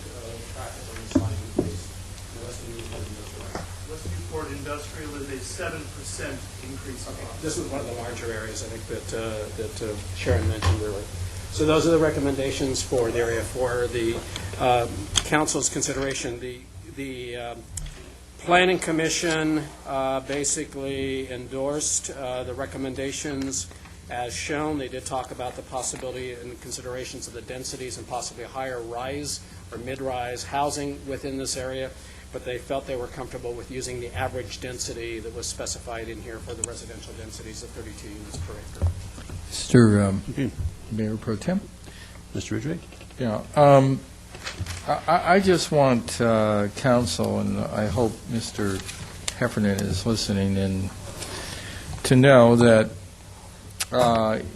yes, something that's going to have bearing and overlap on every piece that we're reviewing is what we call RENA from SCAG, and that's a Regional Housing Needs Assessment that has heretofore been reviewed by the Southern California Association of Governments every 3 years. This next cycle, it'll be a 4-year cycle. And what it is for all the growth in Southern California, we are mandated by HCD, Housing and Community Development at the state, to provide for our fair share of housing in all in the Southern California region. And it changes every 3 years, or again in this cycle, 4 years. And so as a backdrop to every comment made by Woody regarding residential, there is a legal requirement, subject to fine or penalty, for us to provide housing stock. Now, what the number is, I don't know, but I do want to make sure that everybody is aware that the RENA, the Regional Housing Needs Assessment, exists. It is mandated by HCD. And so when we say there's a 7% increase in residential, that doesn't necessarily make it bad. Matter of fact, it probably makes it good, so we can comply with our regional growth, or our growth in Southern California. That's just a comment. Are there any other comments from councilmen on this? Well, just a question for Todd, so to speak, and with staff input. What is the mandated growth, and what is the ruling in that area? Is it uniform, or is it all affordable, or what are we talking about? Because I know there's affordable housing that the state is trying to push down everybody's throats. What is this? Is this the same? It's a little bit different, Dick. It is clearly, as we increase in population, and I think we're looking in California increasing from our 32 million to about 50 million in the next 15 to 18 years, and every city in the state, in their general housing plan, will have to provide for that growth, that housing growth. Admittedly, much of the growth goes to newer communities, but nonetheless, and it is a mix. It is a mix of just one housing, and within that housing, there is fair, low-cost housing. So it is, first of all, it's just a housing assessment, and then as far as, Sharon, correct me where I'm wrong, but I think then there's a percentage of affordable housing that we have to provide in there. Yeah, it's not broken down by percent according to income level, but there are numbers. Mr. Ridgeway is correct. There's a total number of your housing need over the next 5 years, and then they break it down for you by income category. Patty and I were just talking, and we both seem to recall that our total number the last time around, and these numbers are now 4 or 5 years old, was about 2,000 units, and I think about half of them were the need was for market rate, and the other half was for very low or moderate income. Has the general plan process taken into consideration anything related to these RENA numbers over the next few years? Not specifically to this point. We do have in our existing general plan a housing element that accounts for those numbers and has been certified by state HCD. But as we're looking at all of these areas in the general plan, we have included fairly large numbers of additional residential development potential over what we have today. And between that and one of the programs in our housing element, which is an inclusionary program requiring that 20% of all new units be affordable to low and moderate income households, I think that we will still be in compliance with the state law. We may have to do some other things with density bonuses beyond what we've done in the past. I would just remind council, it took us 2-3 years to get that certified from HCD. I know we were in arguments. I think it was about 2 years. It's very similar to the LCP process. Okay, let's I think, continue too, with this. when you look at, Councilman Nichols asked about certain segments of our population, and we look at this recent project at Jamboree and PCH, the senior housing project, I mean, it's very high demand. So certainly, within certain groups in our community, the demand exceeds the supply. And if you look, for example, up at the airport business area, it might be a great location for some affordable housing and senior housing, and who among us wants to deprive seniors of housing? May I just, one of the other comments that was made in the Planning Commission meeting was the adjacency of the hospital, this particularly as the population ages and has greater need for care in terms of facilities and services, et cetera. This one would be also an appropriate location for that kind of housing. Okay, does the council have any other comments? Councilor Selich? Yeah, just one thing, on the 32 units per acre average, that's one thing that the Planning Commission wanted under the development capacity. And I've got a question on the Area B that's shown as the industrial with, and I'm not sure exactly what's going on in Costa Mesa, but I think there's some trend over there to go to residential. And does it make sense to continue to keep that in industrial category with that trend going in Costa Mesa? It's my understanding that Costa Mesa is relooking for the umpteenth time their plans for the area. The plan that was done that some of us here had some role in originally a number of years ago, they apparently are going back to that plan, is my understanding, and as I was called recently to actually, they wanted to acquire an electronic copy of that, but the bottom line of the statement being made is the area immediately adjoining the city was indeed slated still to be maintained for industrial in this area. They are looking for fairly significant housing increases in a fairly large portion of the area, yes. But the areas of my understanding immediately abutting Newport, particularly inland from the bluffs, were being considered for the lighter industrial uses. Okay, thanks. Then I'll just make one comment on the RENA numbers. I mean, it's something that we may not like it, but it's fact and we have to accept it. So I think in looking at our general plan, it's not a matter of if, but where we're going to be allocating these housing units, because we are going to have to accommodate them. Right. Okay, Councilman Rosinski?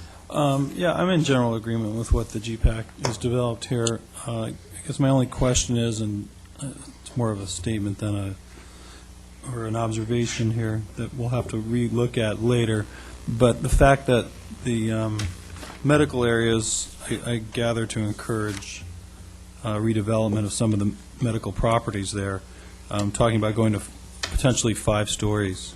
I would, and I understand for the purposes of this, we're limiting the FAR to 1.0, but I wouldn't want anybody to think that I've acceded by a vote tonight to the 5 stories. That's something that we would need to look at further in the future. How is that going to be covered in your environmental document? Our keys for the environmental document will be the densities, yield of development, square footages, et cetera. In this case, we would probably look at the aesthetic impacts of the 5 stories within this area and possibly, obviously, in EIRs, you define mitigation as well. So we would look at the consequences of the 5 stories if that's still retained in here. Right now it is 3 stories.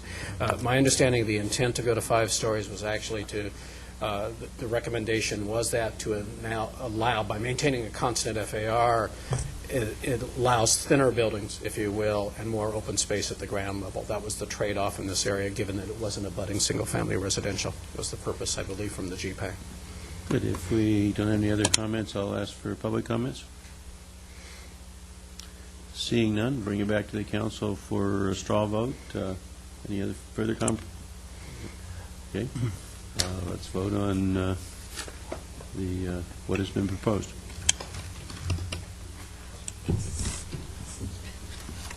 Motion carries. Straw vote. Okay. You must have been watching. The next location is Old Newport Boulevard. This is an area, of course, that's changed over the years.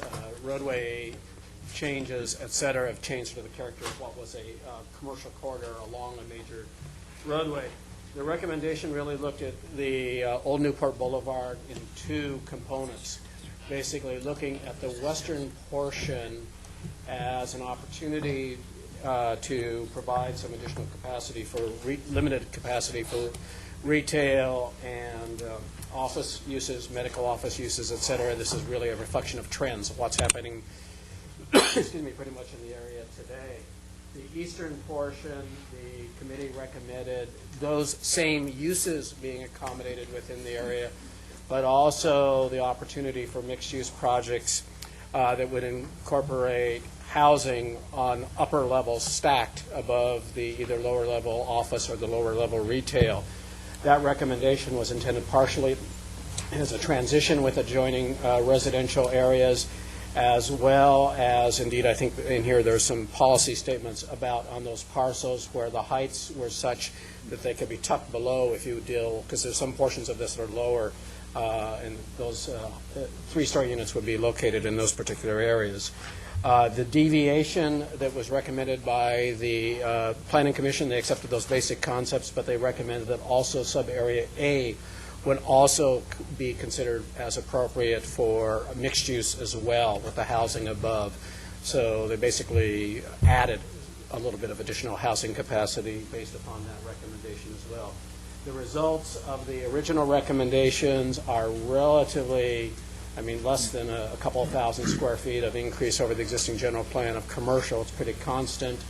There is a slightly higher increase in office relating to the medical-related uses on the sub-area A, and of course the residential numbers change somewhat more significantly. Again, the numbers are relatively small in terms of the increments of change, particularly here. Back to the council. Council question for Woody? Mr. Rosansky, yes. One thing under the uses, I would just like to clarify under that first one that we're talking about the west side of Old Newport Boulevard, not Newport Boulevard. Yes. In your thing here, it says just Newport Boulevard. Okay. And as far as the proposals there, I don't have any strong objections to them. I think if that's what GPAC feels is appropriate. My concern would be, I guess, to make sure that 3 stories does not impact the residential areas to the north or east of the properties on the east side of Old Newport Boulevard. But again, for the purposes of what we're doing here tonight, I would say that that's fine. The Planning Commission had the same concern about the 3 stories being near the residential on the east side. And what they've finally recommended, if my notes are correct, for purposes of the EIR was to study mixed use and 3 stories on both sides of Old Newport Boulevard, and then when we have the results of the EIR, we can decide on which side, if either, it's more appropriate. I would accept that change. Good. What would be the height on those 3 stories? We were talking somewhere around 42 feet, probably, for 3 stories, because you're basically dealing on a housing mixed-use structure with lower floor-to-ceiling on a housing portion. You're saying 42 to 48 feet? Around 42 feet.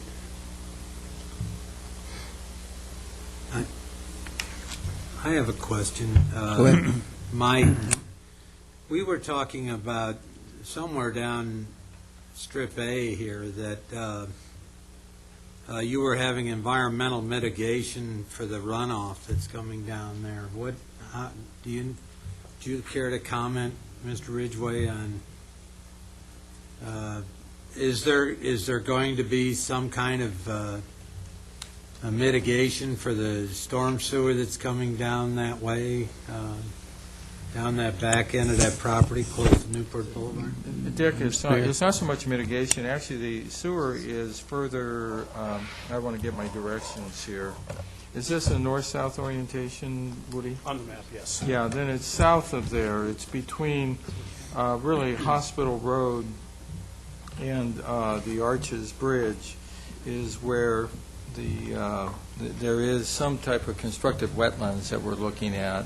Well, now, this shows Hospital Road relatively going across about one-third of the way up. Okay, you're right. Okay, Mr. Ridgeway? Yeah, I sure. think it is between Hospital Road northerly towards 15th Street, because everything south of Hospital Road is pretty much underground, except for just a little tiny piece behind those buildings. Yeah, and I So I walked those believe that buildings, and I I believe think, that the area is, and that's actually outside of the zoned area. Right. It's in the public right-of-way, it's in Newport Boulevard, so this does not in any way affect that.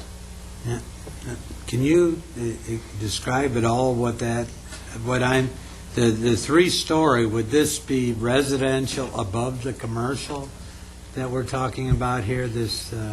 Yes. And this is we're getting into some pretty busy streets here. Old Newport Boulevard is not a real high-density street right now, but the other question is will that be looking at any expansion in the lower part of Newport Boulevard for traffic capacity down there where it's going to come into Coast Highway? That's what we'll study in the EIR. That's what this is all about. Well, will this not sort of conflict with that kind of residential density up in the air? It's a potential, and I think that's why we're leaving it in, to see what the environmental impact report says. I mean, if we just delete it now, and then somehow on the west side of Old Newport Boulevard it seems justified, we pretty well precluded ourselves from even considering it. I think you're intimating certainly that it may not be acceptable on the east side, and to that end I probably agree, but on the west side, or where the A parcel is, there probably is some application for that. Actually, there are three-story buildings in there now. There are some. Most of those are commercial, but we're looking to convert those now to? No, this is just a consideration for EIR purposes. Okay. Mr. Rosansky, was yours a straw vote motion to follow the recommendations of the GPAC committee with the addition as suggested by the Planning Commission today? Assuming that the recommendation of the Planning Commission was to look at three-story on both sides.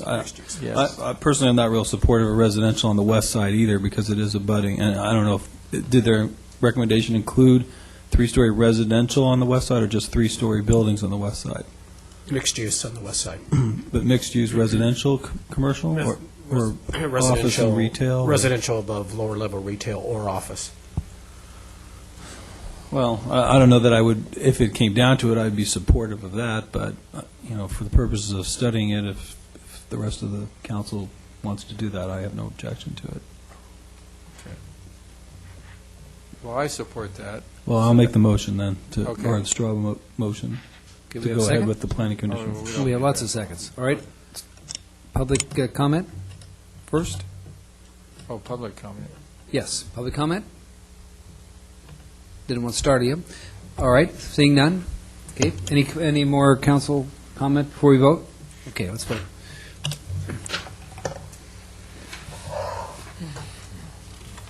With Councilmember Nichols voting no, the straw vote carries. All right, and staff, you're clear on what all that meant as far as the purpose of the EIR? Yes. Good, thanks. Next area? Okay, the next area for consideration, and this one's going to get a little complex, is the Balboa Peninsula area. As I described this, as we originally had conversations with the council about the areas, we actually originally had divided and had presentations on three separate areas: Lido Village, Cannery Village, and McFadden Square. In the discussions with the advisory committees, they see all the areas are being interrelated and indeed have some connective tissue, and they wanted to consider these. So as I'll walk through this, and maybe we can dim the lights on this one just to make it easier to see. I'm sorry to do that for you, Councilman. Yeah, Ed is Thank you. shirking. You're going to get extra service duty here tonight. Let me walk you through the basic concept first, and then talk about the land use recommendations. Fundamentally, the committee saw the opportunity of really reinforcing and recognizing two nodes, or two major activity centers on the peninsula, the Lido Marina Village and the McFadden Square area. And in so recognizing those, they recognize there's a tremendous amount of commercial capacity within the area, much of it underutilized and much of it beginning to trend to change to use as well. So in that respect, they basically recommended, and you'll see in the discussion, the change of some of the intervening areas on the interior parcels in the Cannery Village area to a residential or mixed-use opportunity. With that, they also recognize that the coastal frontage, or the harbor frontage along the channel, indeed is an area of a commitment for marine-related, coastal-related uses to reflect the requirements of the Coastal Act. And they also recognize the areas are linked together by, indeed, a commercial corridor activity of Newport Boulevard. So in recognizing those basic concepts, what the committee recommended first for Lido Village was the area flanking Via Lido and the area north of the Pavilion Shopping Center. This area would be a location for visitor serving and retail commercial, and indeed the opportunity for some additional small overnight lodging. And I emphasize the terms up there, small overnight lodging. They did not see a hotel. When they talked about the lodging, they saw this as an opportunity for the boutique kind of lodging, or indeed small inns or bed and breakfast kinds of facilities as well. The area, sub-area B, an area that they see east of the Pavilion Center, is the opportunity for a mixed-use residential commercial project as well. To the south, then again, as I mentioned, the Cannery Village area, as I indicated conceptually, they saw this evolving to a more residential village kind of concept. A walkable kind of pedestrian-oriented place, multifamily housing, live-work facilities. They would basically, on any parcel within this area, allow a mixed-use building where you have retail below and housing above, or they would allow a lot or lots to be strictly 100% residential within this area. Except at the intersections, they felt the notion to concentrate nodes internally of the mixed-use buildings where you would require the commercial at the intersection. So basically, intersections you have mixed use. Intervening parcels could either be mixed use or 100% residential within the area. The densities, when they talked about the residential, were modest scale densities, townhome types of units, walkable kinds of environment as well. In addition to this, they looked at the parcel, which is currently the Albertson site, west of where we are, southwest of where we are here tonight.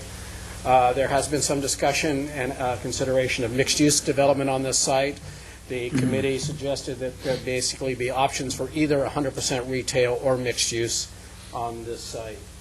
And then as we move to the south, recognizing the boulevard itself as, again, retail, commercial, or mixed-use environment. And then, of course, again, along the channel as water-related retail and other supporting uses within the area. In the McFadden Square area, recognizing this obviously as an activity center with visitors serving retail overnight accommodations, again, the smaller scale of overnight accommodations.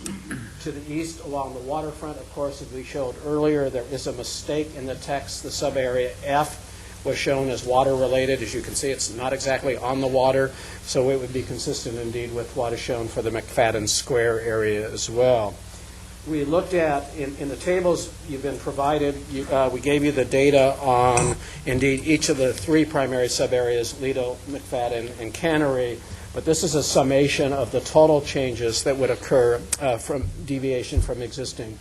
There is an increase of overall commercial slightly from the general plan, but this really is offset by a greater reduction in office capacity from the existing general plan. There's a lot of capacity for office uses, unbuilt, et cetera, within the area today, so in effect this is trading some uses here. The real changes are in adding a fair amount of capacity for housing, indeed in the areas that I mentioned for you, and indeed opportunities for the overnight lodging within the area as well. The Planning Commission endorsed the basic concepts. However, they did make a couple changes here. Let me go back to the overview image for the area. The Commission recommended that the Lido Via Marina Village, Lido Marina Village be a potential site also for mixed use. Again, the GPAC recommendation was only for commercial, retail, overnight accommodation. So they added mixed use in this area as well. And that was the one change they made from the GPAC recommendations. Mr. Mayor? Yes, Mr. Yeah, I Ridgeway? actually have some questions. Woody, you can tell me, but it'd help for them. The South Coast Shipyard, you show it not as mixed use, but you show it as visitor commercial.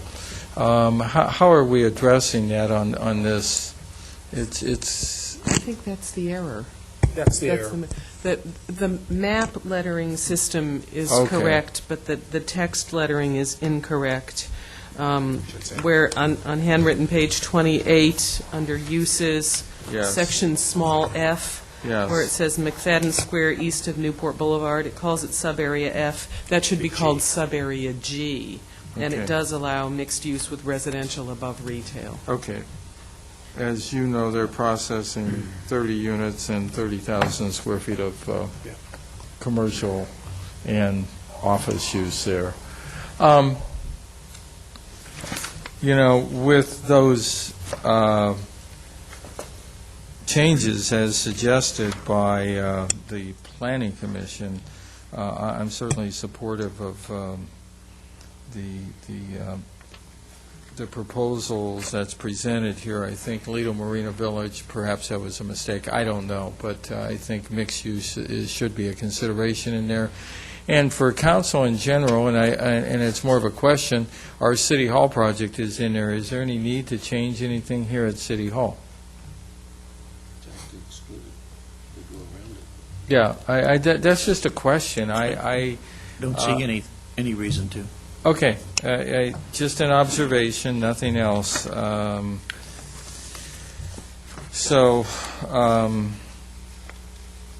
And clearly, okay, so Area G is now a mixed use, is that right? Mixed use structures. I mean, I have In that site, yes. Okay, I have a building in there. So, matter of fact, the way it was originally written, I couldn't have my building in there. And I guess the same question goes back to the city attorney, which we'll get an observation on in the future. I'm not changing uses, and all we're doing is accommodating my existing use. So you'll let us know in a conflict in the future. I will let the council know before the next meeting on the 30th. Okay. Okay, I certainly would recommend, with the added recommendation by, and the correction, that a straw vote to support this, the GPAC proposals be recommended here. I have a question. Do we have a second? Let's start there. Second. Okay, we have a second. Mr. Rosansky. On the Albertsons parcel here, where we have it labeled as neighborhood serving retail, which I imagine that's what it is now, or mixed use. So what is the impact of that as far as what you're going to consider in the EIR? The EIR will consider the highest intensity of use that would be yielded, and we'd have to check with our traffic consultant vis-a-vis whether it's 100% commercial, whether the mixed use is a higher yield from a traffic standpoint. It would consider both from a land use standpoint, however. Okay. But it can't be one or the other. I guess it can't be all residential. A commercial component must remain. No, it's basically the committee wants to retain retail on that site. Absolutely. Yes. Okay. And I do think it is important to retain retail, especially the supermarket that's there, considering the lack of markets in the whole West Newport area. Are we Mr. talking Nichols? about putting the small hotels or something like that on that property too, though? Or, On the Albertson site, no. okay, so that's excluded from that site That's correct. particularly. But is that the kind of overnight lodging you're looking at, or are you looking at mixing commercial with with residential? On that I site, mean, on the same building. on this site, they were looking at mixing residential and commercial, not overnight accommodations. You mean on the Albertson site? On the Albertson site, that's correct. So you would put residences above the grocery store or something? That was one of the possibilities. They basically recommended either 100% commercial or housing with the commercial. So they could be adjacent there too, but not, On top, probably in reality on the site, given the nature of the site and given how this has been done in other communities.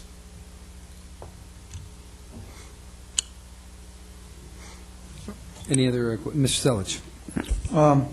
Yeah, I'm looking at the table in the back of the book on McFadden Square, and if I'm reading this right, we're taking 8,000 square feet out of the office category and adding it into mixed-use office, which has a total of 45,000 square feet, so we're adding 37,000 square feet of office in McFadden West. Am I reading that right? What table are you on? I'm looking at the table called McFadden Square, McFadden Square West, line 5B. Okay, thank you. 67, Hamilton, 67.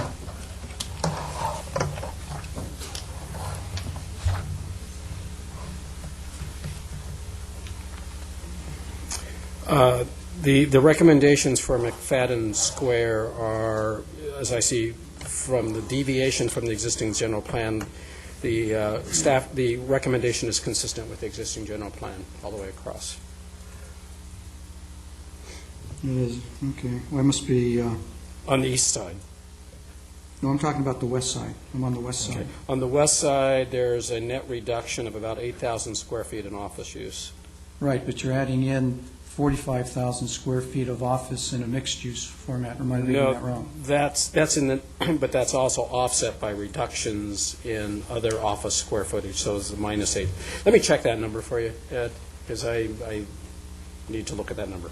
Okay, I guess the way I'm interpreting it is we're adding 37,000 square feet of office in McFadden Square West, and it seems like a lot of office space in that area. It was intended more to be retail than it was for the mixed use than it is office. Let me check that number. Okay. That does look strange. Yeah, I submit to you, there's no, very limited demand for that. Office use, Yeah. office use, yeah. That's why I'm saying it should be more on the retail category than we're So doing office. Something's wrong there in the numbers. Okay. Okay, other comment? are we looking at a hotel down there or something? Is that 161 units of, I think the hotel is in Lido Marina Village. I think that's more wherever the mixed use. Yep. I think that was. Yeah, there's a really 0 there on the hotel. Yeah. Some of the alternatives that we studied earlier included hotel rooms, but that's not the recommendation. Okay, any other council input here? Okay, public comment? Public comment? No public comment? Okay, we have a motion, a second. Any other council decision? Okay, vote.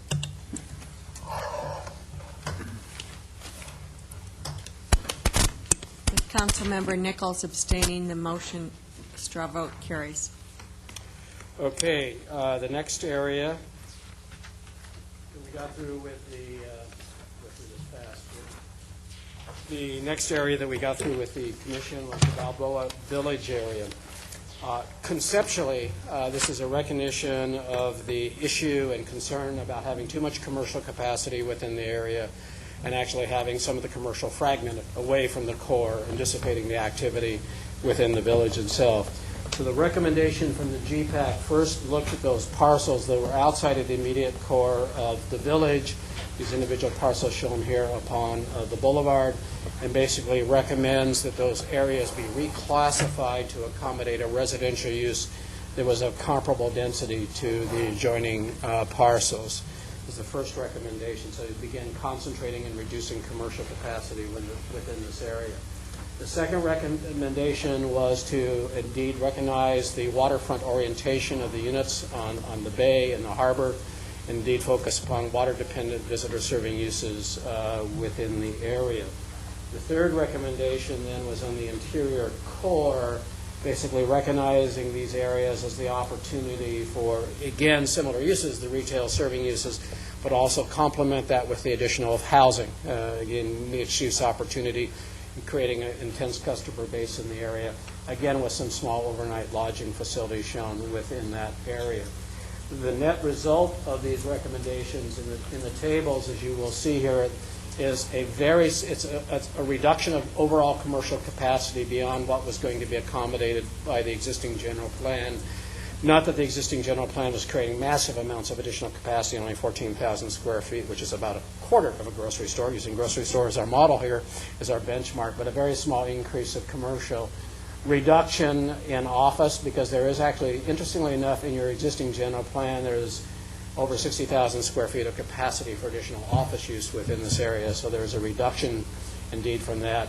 And the real changes, again, are, as some of the other areas, adding housing and indeed adding, the numbers again are not great, but adding some additional capacities for those smaller inns or bed and breakfast kinds of facilities within the area. The Planning Commission supported that, except the one modification they made was to also accommodate mixed use on the waterfront parcels as well. That was the one recommendation for that area. Mr. Mayor? Yes, Mr. Ridgeway? Certainly, I think mixed use is certainly a consideration, and certainly where the old Emerald Forest Building is and Newport Landing, that kind of, it's kind of lost its attachment to the village, if you will. I just want to make sure an area where the A is, that use would accommodate the Newport Harbor Nautical Museum, since it's been in the newspaper, so we might as well be straight up and talk about it. I know there's clearly a desire to maintain the Ferris wheel and the carousel and even the bumper cars, which I think in preliminary discussions with staff and certainly myself, there will be an attempt to do that. But that land use will clearly support that? Yes. Okay. Then with the added comments by the commission today, I certainly support this. The only addition, there's going to be coming out of left field. I just thought about it, by the way, because I had to attend my daughter's junior lifeguard graduation, which she was just getting announced when I had to leave and come here. But I think we should take into consideration a junior lifeguard building down there, and I think 4,000 square feet, is that your memory, Homer, in the area? That sounds a little big to me. Okay, then 3,000. That's fine. But I think we need to consider that as an addition. I don't think it, by the way, I couldn't find a parking space tonight. It had nothing to do with junior lifeguards. I just want everybody to know. It had nothing. The parking lot was filled. A lot of people rode their bikes and other, carpool, but summertime is really packed down there right now. Anyhow, I'd like to add 3,000 square feet of facility for the junior lifeguards. Is that going to be inside the bordered area, or is that? It's actually outside the bordered area. It would be on the, if this is in north-south, or well, it'd be on the east side of the Green Park area, at the end of Area A, somewhere in that area. Adjacent to the pier. Yeah, adjacent to the pier, but somewhere between the pier and A is where it would be. And with 1,250 kids down there tonight, the need is it's wanting for sure. So that I certainly make a recommendation, a straw vote, to support both the GPAC committee, the added comments from the Planning Commission, and with the added comment for a 3,000 square feet facility. Mr. Mayor, Councilmember Ridgeway, in our current general plan, we don't account for square footages for park buildings as such. I think that that might be a very good thing to add into our rec and open space element. Okay, then somewhere along the line, let's make sure that's in the, wherever it's appropriate. I just want to mention it out loud more than anything else. Okay. Where did you have the location now? Between the pier and A Street, right next to the park, that green belt area. That's where it currently exists. It's kind of been sitting there for a couple of years. Having attended or been in there numerous times this summer, it's in dire need. So, Okay, more discussion on this? Thank you, Deb. Okay, public comment time? Okay, no public comment, we'll close it. Bring it back. Time for vote.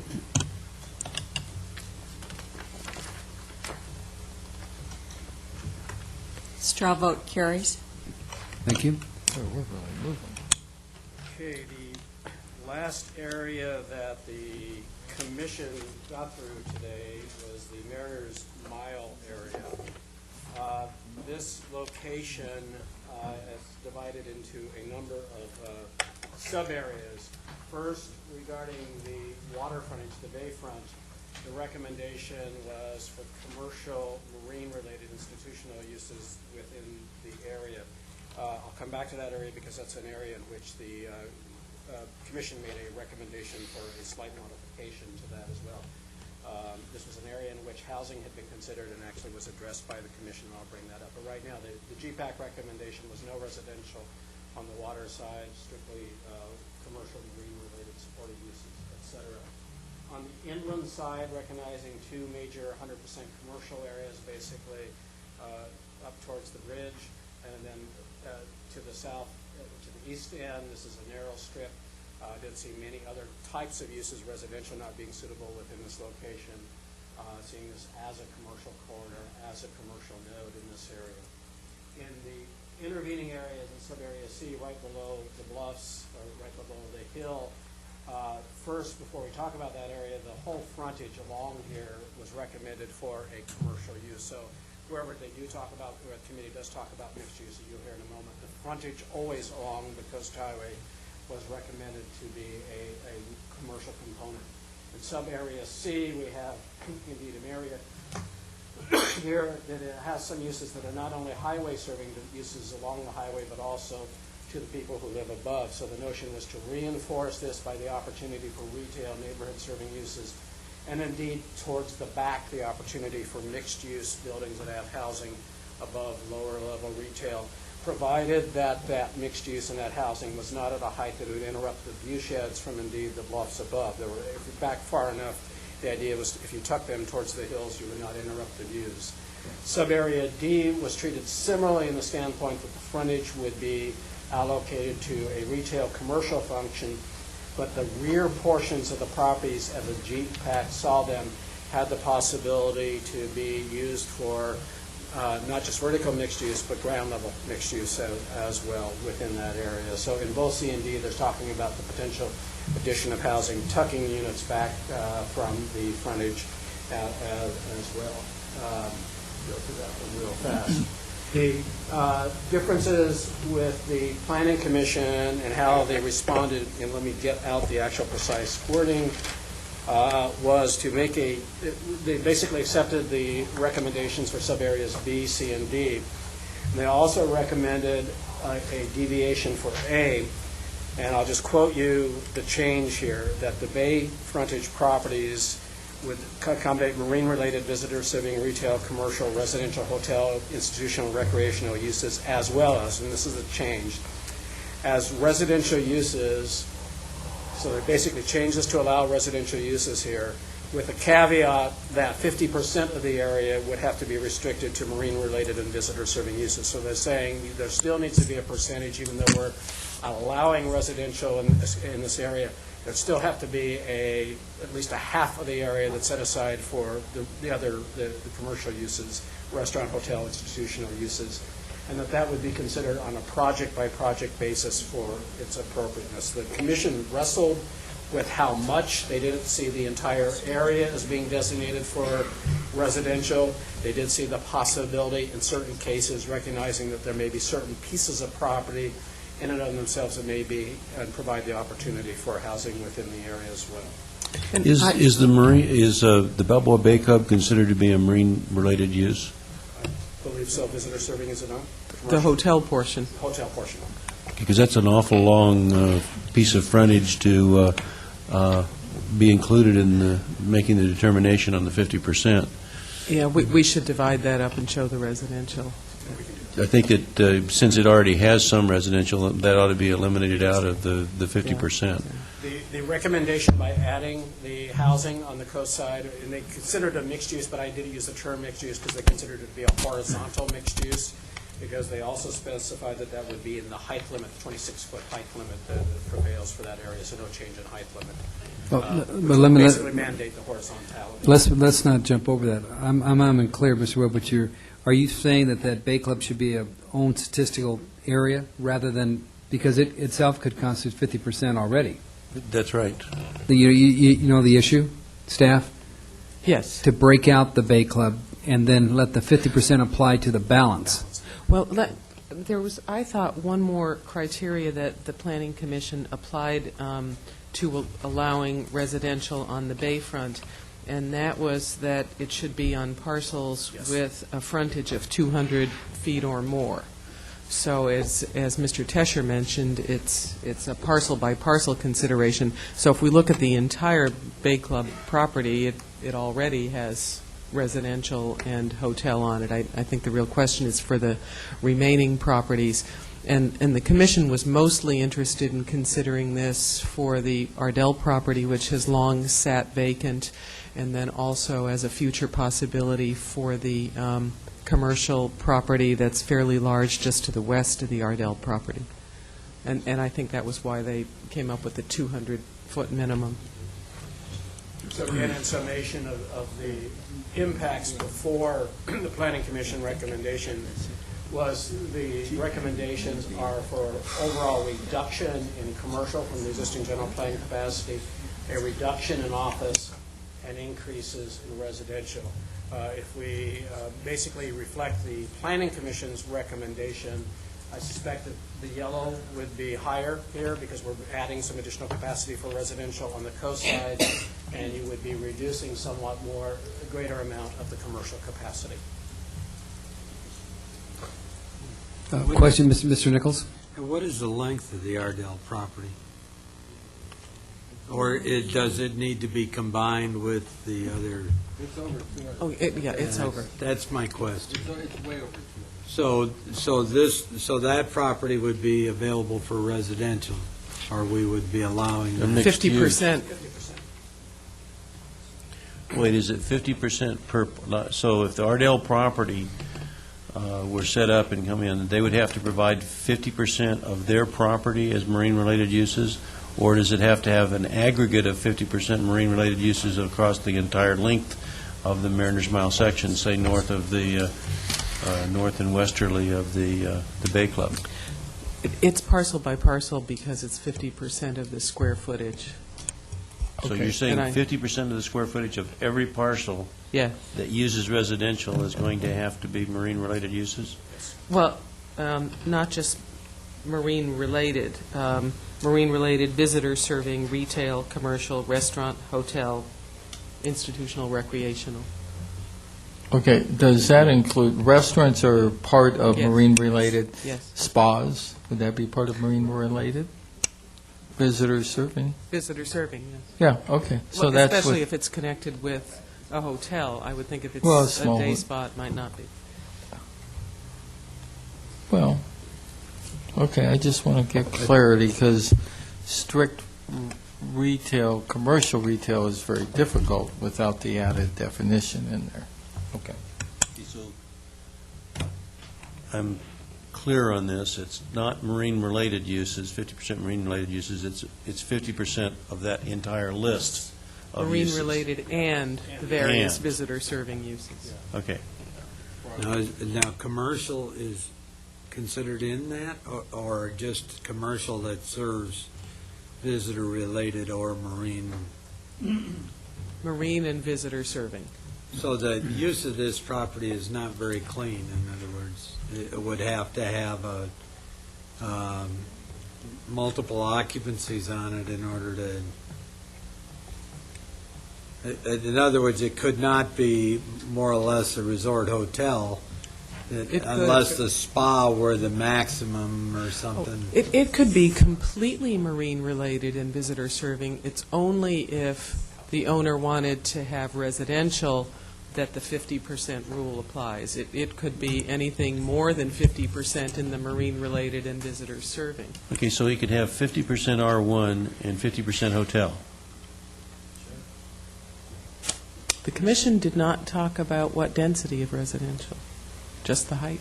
Or, But well, you said so in other words, you could have townhomes for 50% of the property and a hotel for the other 50%. Is that, that would That's fall right. within the definition? Yes.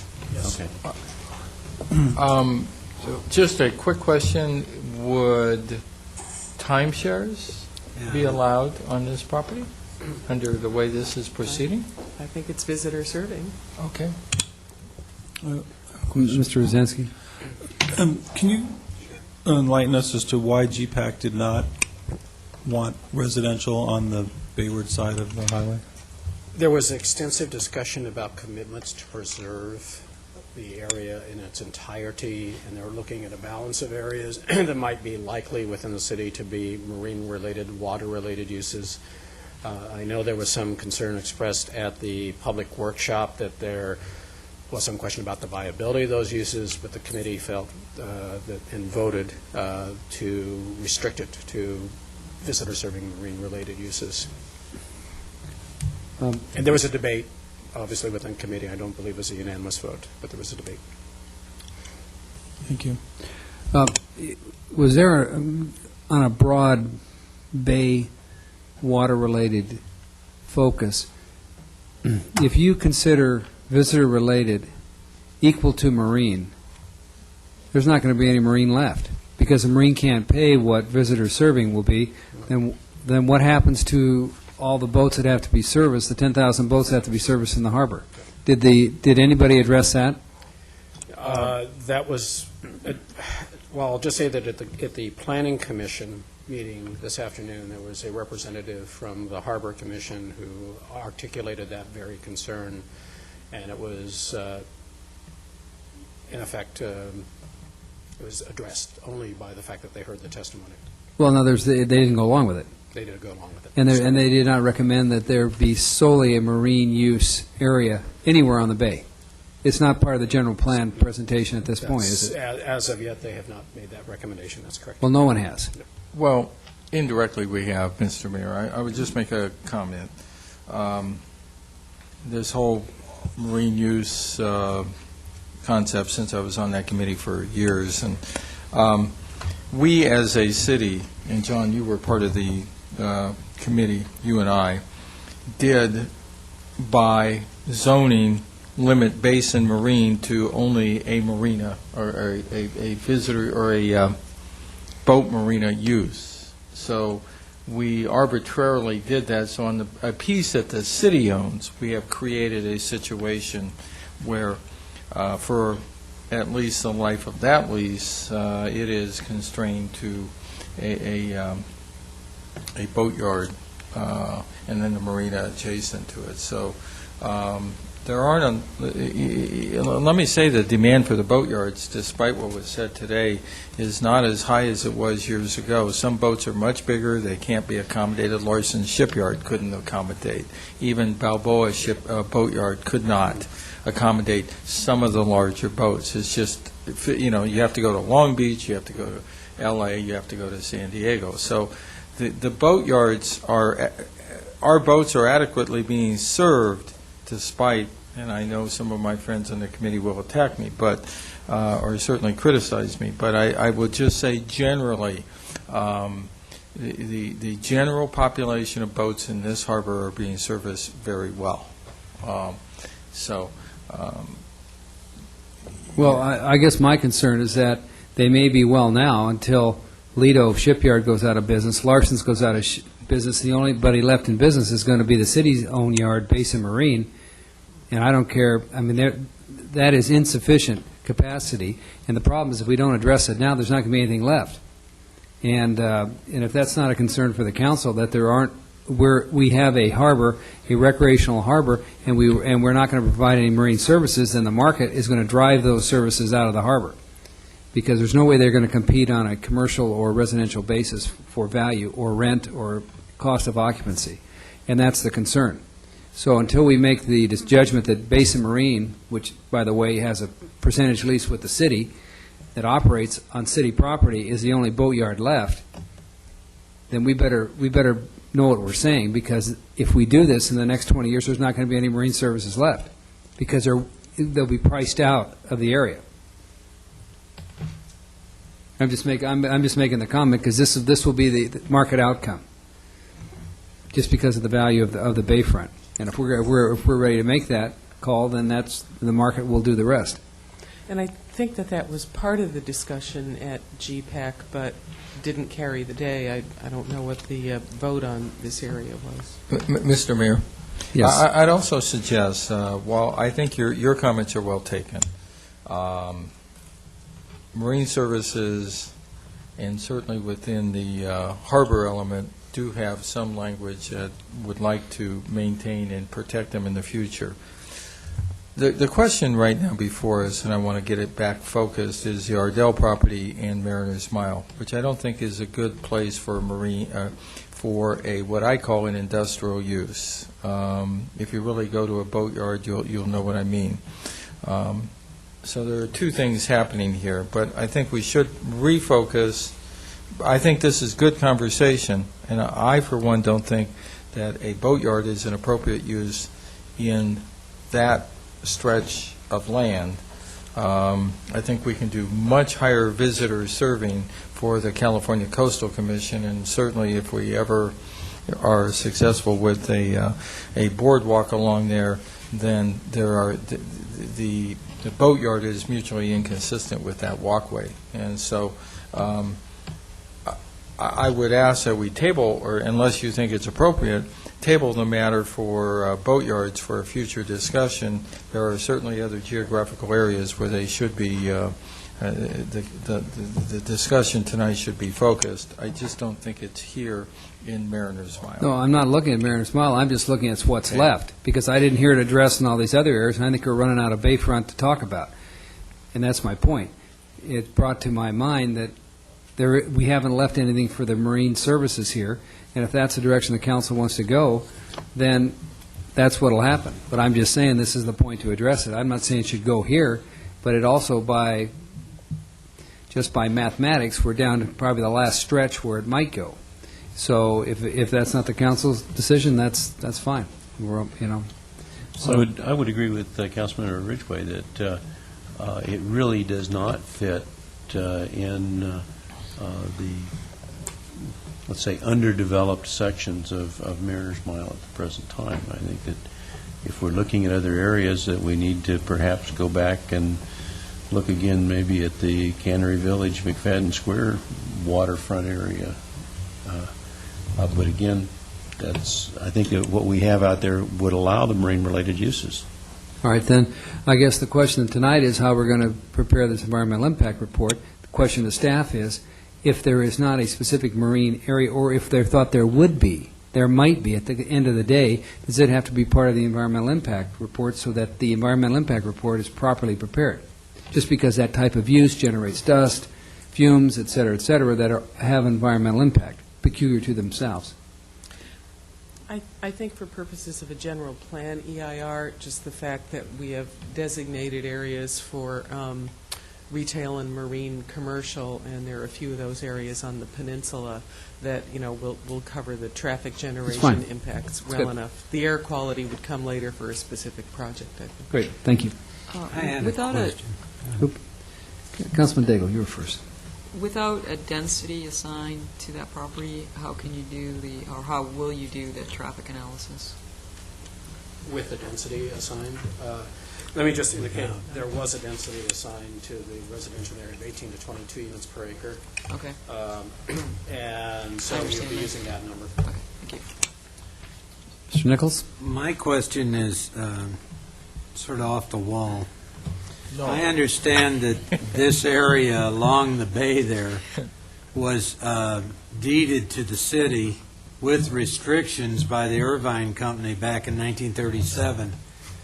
And my question was, this was supposed to be put in... That's a Boy Scout sea base. It's really the Boy Scout Sea Base, the Is Day it Club, just and Orange that? Cove. I understood it was Yes. all areas from, including the Balboa Bay Club, all the way down to Arches Bridge. No, that's not correct. If you take a line that projects along Irvine Avenue out to the bay, and you go to the east, to the Bay Club property, so it includes Orange Coast Crew Base, the Boy Scout, and the Bay Club. And so it really includes the light blue area and the green area, basically, on the map? Yeah. Is that? I would say, yes, the light blue and the green area. Okay, and those are the areas that were deeded to the city with restriction? That Yes. Okay. Does the city then have some obligation to, as they did it with Basin Marine, help finance or promote the waterfront interest? Because we're basically, the Bay Club is certainly not keeping that same... If you look at the Orange Coast Crew Base as well as the Boy Scouts is actually owned by the county now, and those are very definitely marine-related uses and visitor serving, and they fit very well into that. I don't have a problem there, but I'm saying that from the standpoint, the Bay Club certainly doesn't. Do we have some obligation, or is there I don't know how that whatever was converted as it was, but my question is do we have some obligation to provide some of these marine-related things to keep the harbor viable? That's what the original deed was. Or I don't believe the original deed said that it had to be used for marine-related uses. I think it was supposed to be used primarily for park and open space uses. So we haven't done that either, though. Back in the 40s, the decisions were made differently. I'm not that old. Are you, Dick? I've wondered when the hell this was done, to tell you the truth. I am not, I can make that by 1 year, but that isn't going to do much. Thank you. Mr. Selich? Yeah, I'm in support of what the Planning Commission recommended. I have mixed feelings about the about residential on the bayfront in a lot of these marine commercial areas, but I think we have to realize that the law of economics is sitting in here. The land values are such that if we expect to see reinvestment in these properties, that somehow we're going to have the incentives that the landowners are going to do something, and having some residential is probably the only way that it's going to happen. And I think in the end it's going to come down to how it's done. That's going to be a big part of it, is how it's done, because I think the comment was made, I've heard a number of times, is that we don't want to see the harbor end up looking like Huntington Harbor, and so how these mixed-use projects are designed and how they're integrated to the bay, I think, are going to be a big part of whether they're going to work or not work. Thank you. Any other? I would second everything Ed just said. I think we have to give somehow an incentive, otherwise it's tantamount to just leaving it fallow forever and a day, and I know there are folks in the city that would like that, but I think we do want to encourage a visitor serving and some type of development on this property. So with the added comments added by the Planning Commission today, I clearly support that. What is the height limit on that? 26 feet. 26 feet? Yes. Okay, let's have public comments.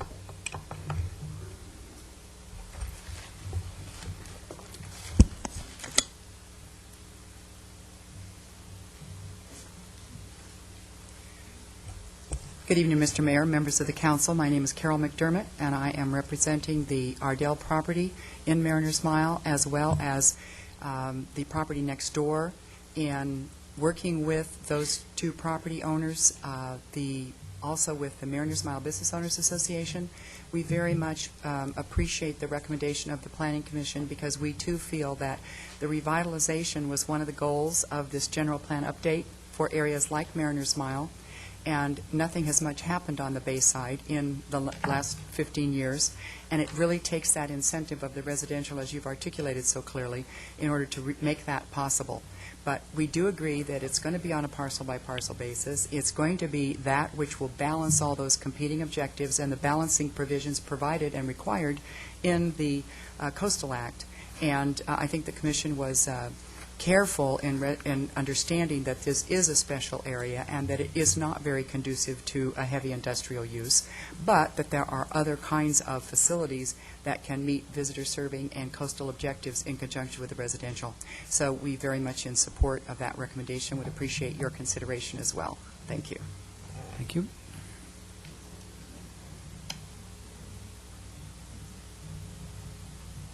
Mr. Mayor, members of the City Council, I'm Philip Lugar, co-chair of GPAC.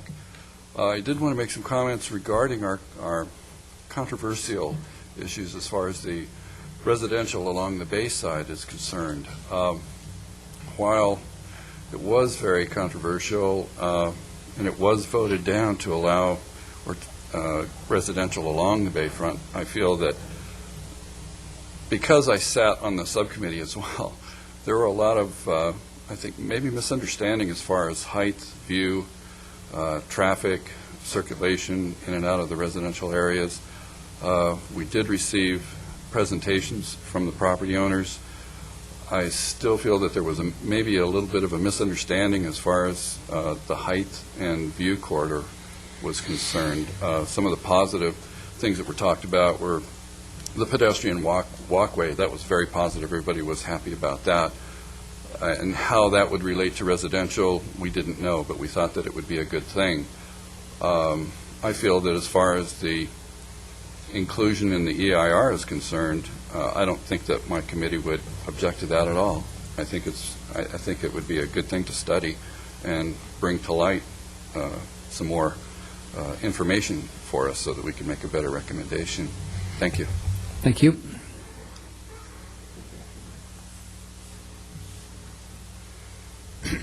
Mr. Mayor, members of the City Council, my name is Philip Arst. I live in Corona Del Mar. I might point out that 67% of the voters in the city just recently voted down a hotel on the bayfront because they want to preserve the ambience of the bay and not have it crowded with structures as it's proposed. I recommend that you follow the will of the voters on this and restrict the uses, maintain the view corridors that we have. Certainly on the Ardell property, the Windows Restaurant, you're talking of bringing more restaurants in, and residential, there's a restaurant there already. Maybe the lease price is too high. I don't know why it's vacant. And I ask you to follow the will of the people on this. From my analysis, all of this should go to a green light vote. So the voters will have something to look into, and something, if you're opposing what they already have voted for, I don't think the chances of the rest of this passing are very good. Thank you. Thank you. Good evening, Mr. Mayor, City Council members. My name is Jan Vandersloot. I've been a 25-year resident of Newport Heights and also a member of the GPAC committee. We up in the Heights and Cliff Haven have seen a steady, persistent erosion of the views, both from the bluffs above Mariners Mile and also the views on the highway through the buildings onto the bay. And even with the height limit as it is of 26 feet, the builders have found a way through conditional use permits to elevate the height limit like the John Dominus restaurant did, completely obliterating the view. So we are very concerned about what happens on Mariners Mile, and especially on the Ardell property, because that is the area that has the largest view opportunity left along Mariners Mile, both from the roadside and from the bluffs above. The GPAC committee voted 18-7 not to allow the residential on the bayside of Coast Highway. And one of the reasons is that the experience that the city has had with mixed use on cannery lofts basically has been a very high three-story residential project. It's supposed to be commercial on the bottom and residential on top, but what it amounts to is that the residents on top use the bottom as a personal office space. So it turns out to be just a residential project. And what it amounts to is having private residences on the bay. And we're afraid that we don't want to have Mariners Mile look like the Cannery Lofts area. And I think that if you do approve the residential project on the coast side of Mariners Mile, you are going to see the building there. I mean, I sort of appreciated the fact that over the years we have had that view area, not knowing that it's not going to last forever. But if you allow this and the developer says that's what he wants to do, then you can be sure that's what's going to happen. And you're going to see a lot of development along Mariners Mile. You're going to see obliteration of the view of the bay from Coast Highway.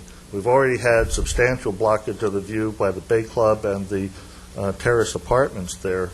So we are very concerned that something similar might happen. And if you do approve something like that, like the mixed use, and if Ardell comes forward and wants to build that kind of development, then I ask that you modify the way you approach the view corridors and the height limits, because the way they have been working in the past 25 years is that they haven't been working.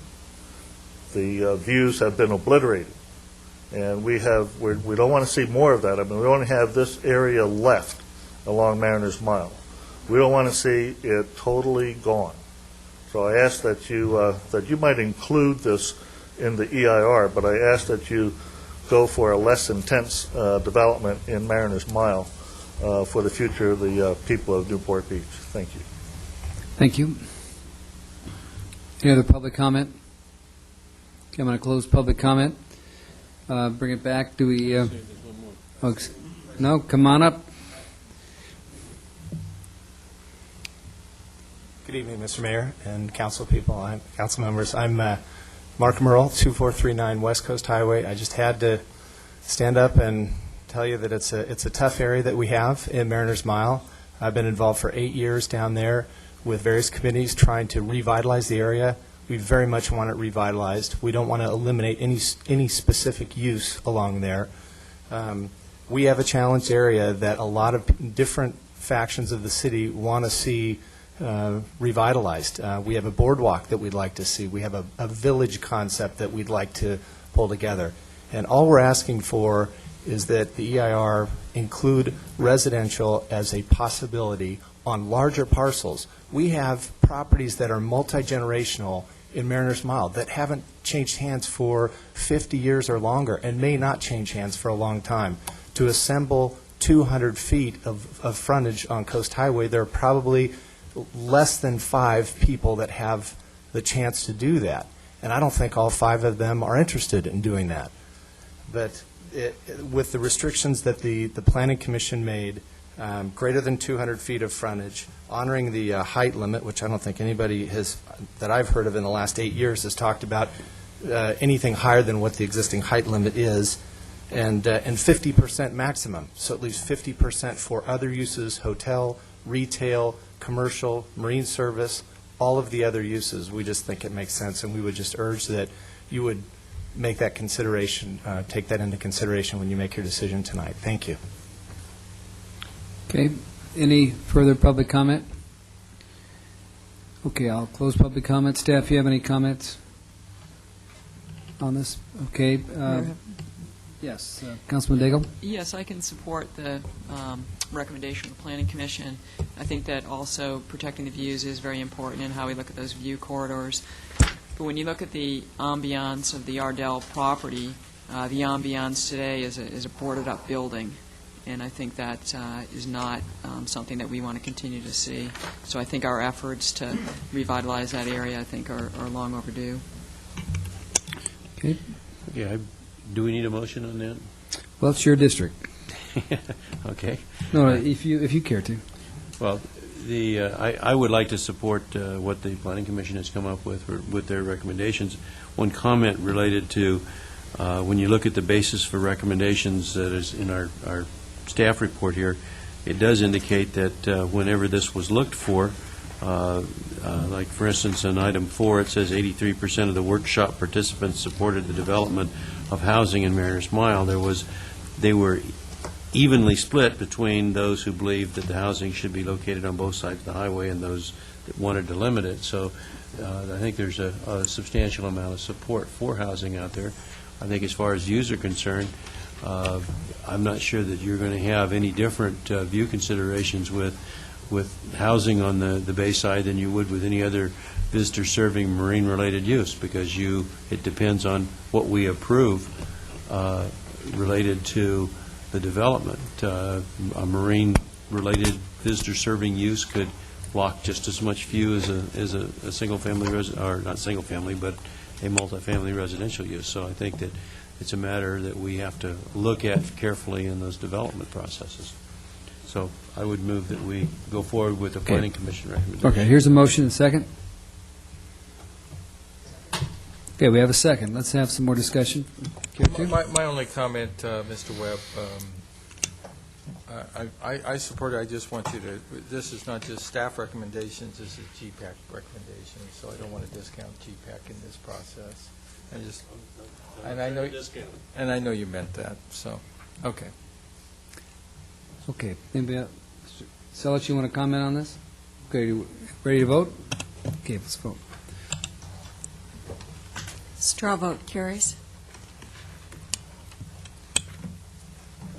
That concludes the areas that were discussed by the Planning Commission today. I don't know if you want to No, continue on other areas that were not considered today, or You think hold we those for the cannot? next meeting. Think we need our training wheels from the Planning Commission, or no? I guess my point is I'm working off a schedule. Do you think it's appropriate that we wait for the reasoned input from the Planning Commission and then bring this up on the 31st? And I don't mean the meeting, because I have highest respect for the Planning Commission, because they know probably more about the planning issues. I think we should wait and hear what the Planning Commission has to say on the other areas. Mr. Ridgeway? God, John, that'd be a record to go home before midnight, but I just want to make one comment. I agree. I think we should wait. On Newport Center, Fashion Island, since I won't be here on the 30th, and what I think is missing in this discussion, and I don't know if it's implied in some of the square footages that are being added, but I clearly think a convention center discussion needs to be incorporated, probably a 50,000 square foot convention center somewhere in Newport Center, and I just don't pick it up even by inference in here. And so for the future, I think that needs to be included. So I won't be here on the 30th, but that is my one comment, that I would like the Planning Commission and yourself to address, if you can do that. Okay? Okay, we'll make a note of that. Okay, that is staff's suggestion. What is council's? Mr. Selich? Yeah, no, I think we should wait and get the Planning Commission recommendations. If you look at what we did tonight, we pretty much adopted most of the recommendations, so I think we're doing a pretty good job. That's fine. Anybody else oppose that? Okay. City Clerk, what's our next step? Public comments. Public comments are invited on non-agenda items generally considered to be within the subject matter jurisdiction of the council. Speakers must limit comments to 3 minutes. Before speaking, please state your name for the record. Any public comment? There is public comment.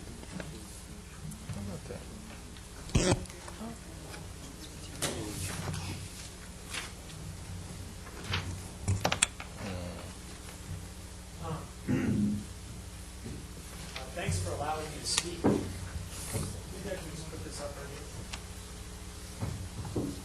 There's a handheld here. You can switch it on. Okay.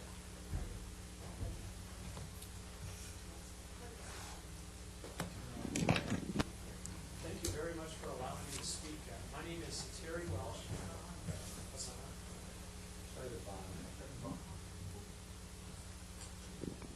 See, is it working now? It's on. Go ahead. Yeah. Well, my name is Terry Welsh, and I'm chairperson of the Banning Ranch Park and Preserve Task Force. And our task force is working towards the creation of an open space and wildlife preserve / public wilderness park on the entire Banning Ranch property. A couple of years ago, we made this vision board, and this kind of gives a graphic presentation of what we're trying to do. But let me just add a couple things to our vision. What we'd like to see is something like Fairview Park in Costa Mesa. That is a kind of a bluff-top park with some area down below that is, for the most part, largely left in a natural state. Also, part of this vision is seeing the City Council of Newport Beach fully support this and working long hours, very, very difficult project ahead, but ultimately feeling that they really left the City of Newport Beach something. We'd also like the property owners to leave this process feeling that they got a very good price for their property and also that they contributed something to the city. And of course, we'd like to have the city have another park, a wonderful park. Is this a doable project? Absolutely. There's a precedent for such things. If you look at Bolsa Chica and Bayona Wetlands in Los Angeles, this is a doable project, but it's going to take an enormous amount of work, a long period of time. If we can finish it before 10 years, I would be very happy. And it's going to take an extraordinary amount of money. But the money's out there from a number of different sources. We're working to try to get money on the next state park bond. In conclusion, the City Council has to be behind this project 100%. And I think you have a good opportunity here to really make that commitment by supporting the GPAC recommendation on Banning Ranch and then really taking this project and running with it. Thanks very much. Thank you. Mr. Webb? I think that I would come a lot closer towards supporting that is if you had a 30 to 40 acre active park that could be jointly used by both Costa Mesa and Newport with lighted fields to help the real need that we have within the community for parks, which are active parks that our kids can go to and play their active sports. Yeah, I'll just say that we are not seeing this thing being like an off-limit nature preserve. Sports fields and the like are certainly a part of it. Good. Okay. Mr. Ridgeway? Yeah, again, since I won't be here on the 30th, I'll offer my comments to Terry and to Mr. Webb. Certainly, 30 to 40 acres of active park could be accommodated in any type of residential plan. We have 500 acres, and I think past residential plans were only using a couple hundred acres. You could save and this is a political comment, but a true one. I don't mind somebody paying the owner for the property if that's not coming from the state of California taxpayers. What happened in Amundsen Ranch and using bond money to buy private land is inappropriate, Terry, and I feel very strongly about that, and I think that was an inappropriate of taxpayer money to buy Amundsen Ranch, and I think the same thing here on this parcel. I think there is clearly always an opportunity for close to 350 acres of open space without causing the taxpayers 1 cent. And we could have our parks, as Mr. Webb has just suggested, but we just have to work in cooperation with the developer. So that would be the contents of my letter that I would submit on the 30th. Thank you for giving me an opportunity to make those comments tonight. Thank you. Mr. Nichols? And I would just pass on that same thing with a thought, and that is that a lot of Bolsa Chica was mitigation for the L.A. Harbor, L.A. Long Beach Harbor. In fact, I believe well over a majority of that. So you might look there. They're planning to expand particularly the port facility there again, and maybe there's some money there. The mitigation there is massive. Okay. Any other comment? Public comment? All right, we'll close general public comment, bring it back. Any further comment from council? Okay, City Clerk? Motion. Excuse me, we have something more. Yes. I thought I gave you a lead before and you passed on it, so go ahead. Please do it, Sharon. I wasn't quite understanding Mr. Arst's concern when he was speaking earlier in the evening, but as Mr. Tesher kept on with his presentation, I think it finally dawned on me, and perhaps I can address it. Woody, if you can show any one of those bar charts again. I think, yeah. I think that Mr. Arst was concerned that because we were showing in various areas there's a decrease in this kind of land use, that we may have even said offsets an increase in another kind of land use, that he may have thought that that was part of our analysis for Measure S purposes, and we were going to make some kind of an attempt to balance those land uses out and therefore avoid a vote as required by Measure S if it would be required if any of the thresholds were crossed. And that is certainly not the purpose of these charts. This is just to show the Planning Commission and the City Council what the increases and decreases in various kinds of land uses are that we're proposing for further study. And we will, for each and every area, do the analysis for Measure S that's required in our guidelines, and there won't be any kind of balancing going on between the land uses. So I hope that helps him. Thank you. No, not adjourned yet. City Clerk? Motion for reconsideration. A motion to reconsider the vote on any action taken by the City Council at either this meeting or the previous meeting may be made only by one of the council members who voted with the prevailing side. Okay, this will mean for the previous meeting, we only talked about St. Andrews, made that decision. This meeting, we talked about, well, half of the watermelon on the EIR issue. And so that would be before us. Any motions for reconsideration? Okay, hearing none. City Clerk, what's our next step? Need to adjourn to 7 o'clock on Tuesday. Okay, we're adjourning to 7 o'clock Tuesday, August 23rd. Okay, thank you.